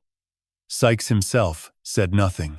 Through 2 days of testimony, 3 hours of evidence presentation, and 47 minutes of Diana Reeves walking the jury through forged documents, fake banking portals, ethylene glycol lab reports, and the photograph of Harold Emsler's burned house, through all of it, Daniel Sykes sat still and stared at the table in front of him with the concentration of a man reading something only he could see. I wondered if he was thinking about his father. Gerald Sykes, released from federal prison in 2019 after 12 years of a 14-year sentence. I'd looked it up. Gerald was living in a halfway house in Allentown, Pennsylvania. 68 years old. Diabetic. Alone. His son had taken his rage and built an empire of forgery and poison on top of it, and now that empire was collapsing in a courtroom 90 miles from the orchard where it was supposed to end. The evidence was overwhelming. Diana's team presented the wire transfer $500,000, routed to account ending in 4,471, captured in real time on Ryan's mirror portal. They presented the forged trust documents with the laser-printed notary seal. They presented the signature practice notebook, 23 pages, entered as Exhibit 14, the Cider and aftershave scent, long faded but the handwriting preserved under protective sleeves. They presented the lab analysis of the Cider ethylene glycol, concentration consistent with gradual poisoning over a 2-week period. They presented Eleanor's private investigator's report, showing that Sykes had been identified 14 months before her death. They presented the 4 previous victims, 3 testified by video, 1 submitted a written statement because she couldn't speak about it without the kind of shaking that doesn't stop. And they presented the Emsler file. Harold Emsler, 71, Doylestown, Pennsylvania.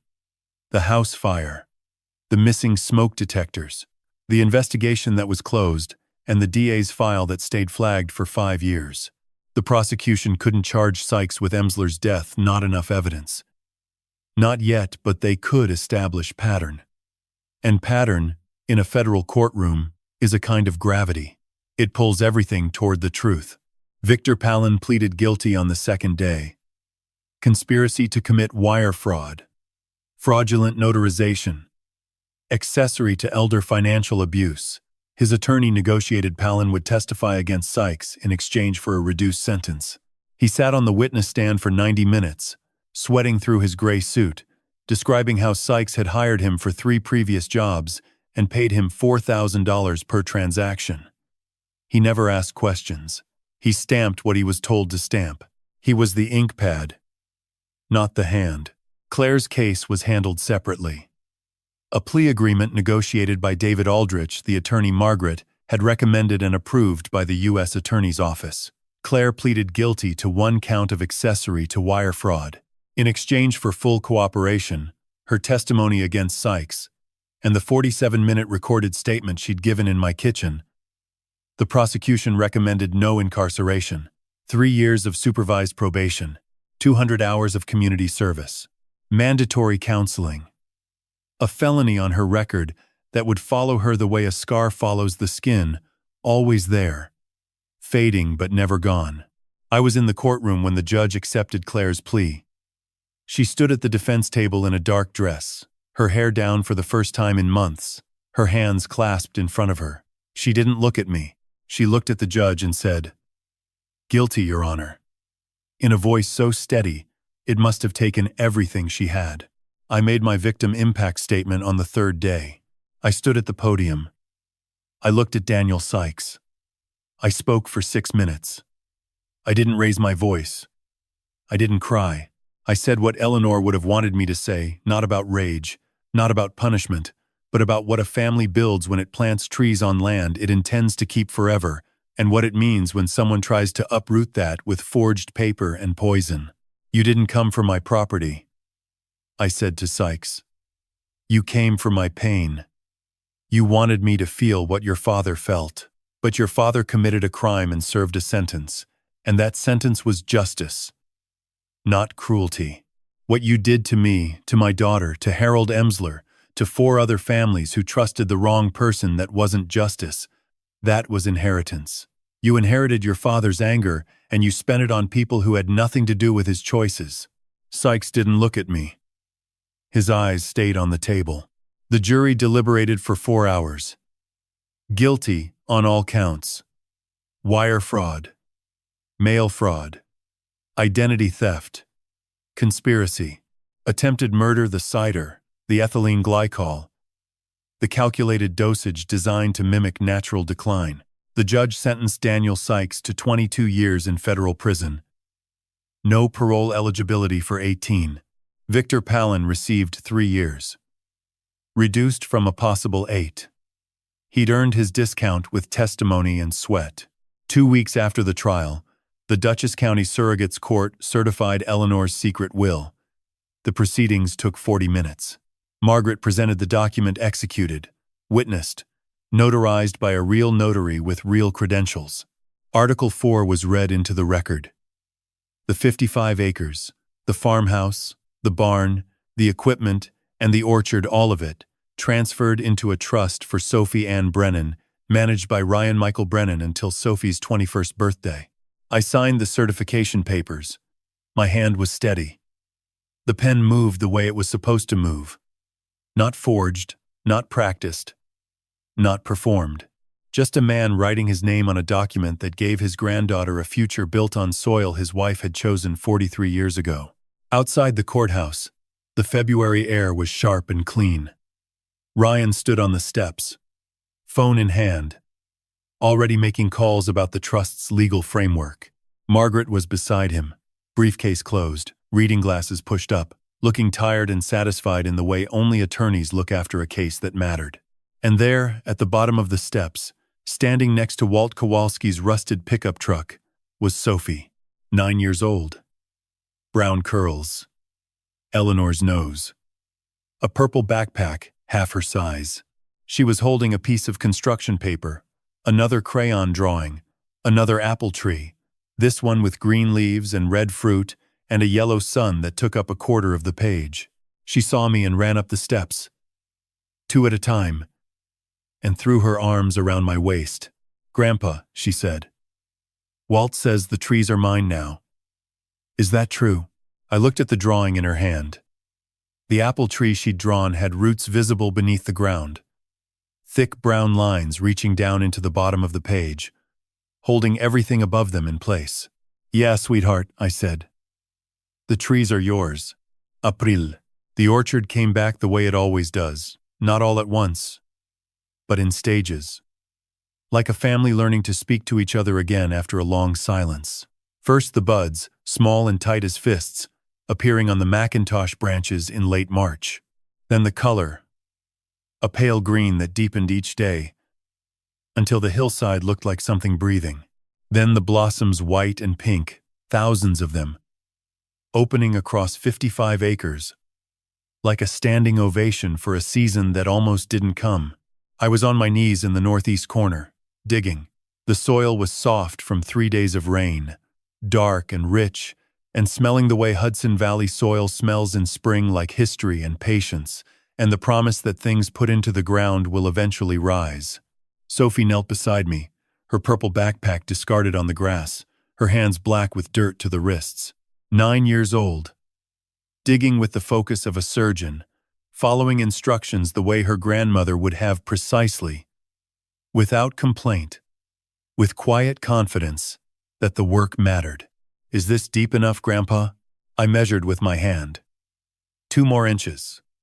The roots need room to settle. The Honeycrisp stood 3 feet from where Sophie was digging, tall, healthy. Its branches heavy with white blossoms that dropped petals onto the turned earth, like confetti at a ceremony no one had announced. Eleanor had planted it 19 years ago. Alone. On a Saturday morning in April. without telling me why that tree was different. The new sapling was a gala ordered by Ryan from the same Minnesota nursery where Eleanor found the Honeycrisp 2 decades ago. Sophie had named it before it left the truck. "This one's Eleanor," she said. "Not Grandma. Just Eleanor." As if she understood, the way children sometimes understand things, adults must be taught. That some names belong to the land as much as the person. Ryan helped lower the sapling into the hole. He'd been staying at the farmhouse since January, took leave from his Virginia job, set up an office upstairs, spent mornings on calls with estate attorneys and afternoons in the orchard. Learning work Eleanor had done alone for 30 years. He wasn't a farmer. His hands were keyboard hands. But he learned the way Brennans learn, by doing. By failing. By doing again, until the soil accepted him. "Hold it straight," he told Sophie. "Grandma always said a tree remembers how you plant it." Did she really say that? Every single time. Walt appeared at noon, carrying a thermos and sandwiches his nephew's wife had made. He sat on an overturned crate, canvas jacket open, face tilted toward the sun. "Eleanor would have had that tree in the ground 2 hours ago," he said. "Eleanor would have had it in the ground before breakfast," I said. Walt laughed. The sound carried across the orchard and disappeared into the trees like something finding its way home. Claire came at 2. Her gray sedan pulled slowly into the driveway. She sat behind the wheel for a long time before opening the door. Jeans, green sweater, no makeup. She looked more like the Claire I remembered from before Dominic than the Claire who'd handed me forged documents in a leather portfolio. She walked to the orchard, stopped at the Cortlands, didn't come closer. I went to her. We stood between the trees, father and daughter, 3 feet apart, blossoms falling around us. She'd completed 60 of her 200 community service hours, counselor every Thursday, sold the Kingston apartment, moved to a studio in Red Hook, 12 miles from the farm.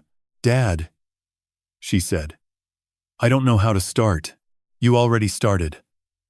You're here." She looked at the Honeycrisp, at Sophie watering the new gala with a green hose, brown curls wild in the wind, at Ryan watching from a distance, cautious, hurt, waiting. "Can I help?" Claire asked. "There's a shovel by the barn." She came back with it and started digging a hole for the second sapling of Fuji still waiting in burlap on the truck bed. Nobody spoke. The work was the language, the soil was the page, and every shovelful was a word in a conversation that would take years to finish.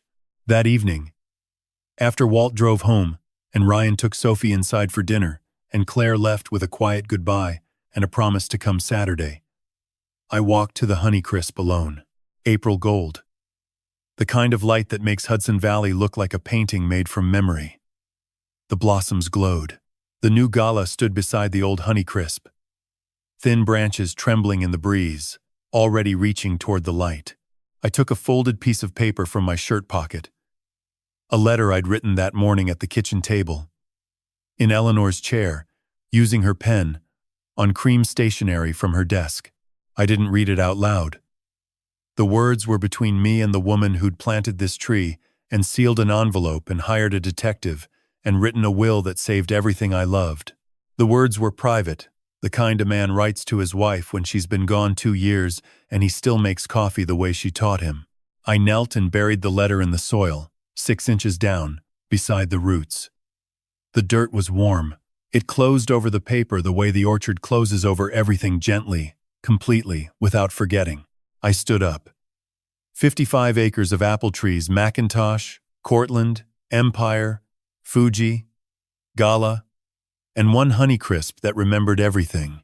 Sophie's land. Sophie's trees. Sophie's roots. Through the kitchen window I could see Ryan setting the table. 3 plates since January, his, mine, Sophie's. But tonight he'd set 4. A place for Claire. Not yet filled, but waiting. The wind moved through the branches. The blossoms fell, and beneath the Honeycrisp, beside a letter and a lifetime of roots, Eleanor's last secret rested in the earth, not hidden anymore, but planted. The way everything that matters is planted, with faith that what goes into the ground will rise.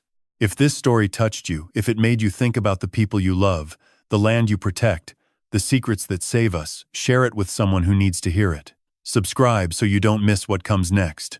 And leave a comment. What would you have done if you were Tom? Would you have opened the envelope sooner? Would you have forgiven Claire? Because every family has an orchard.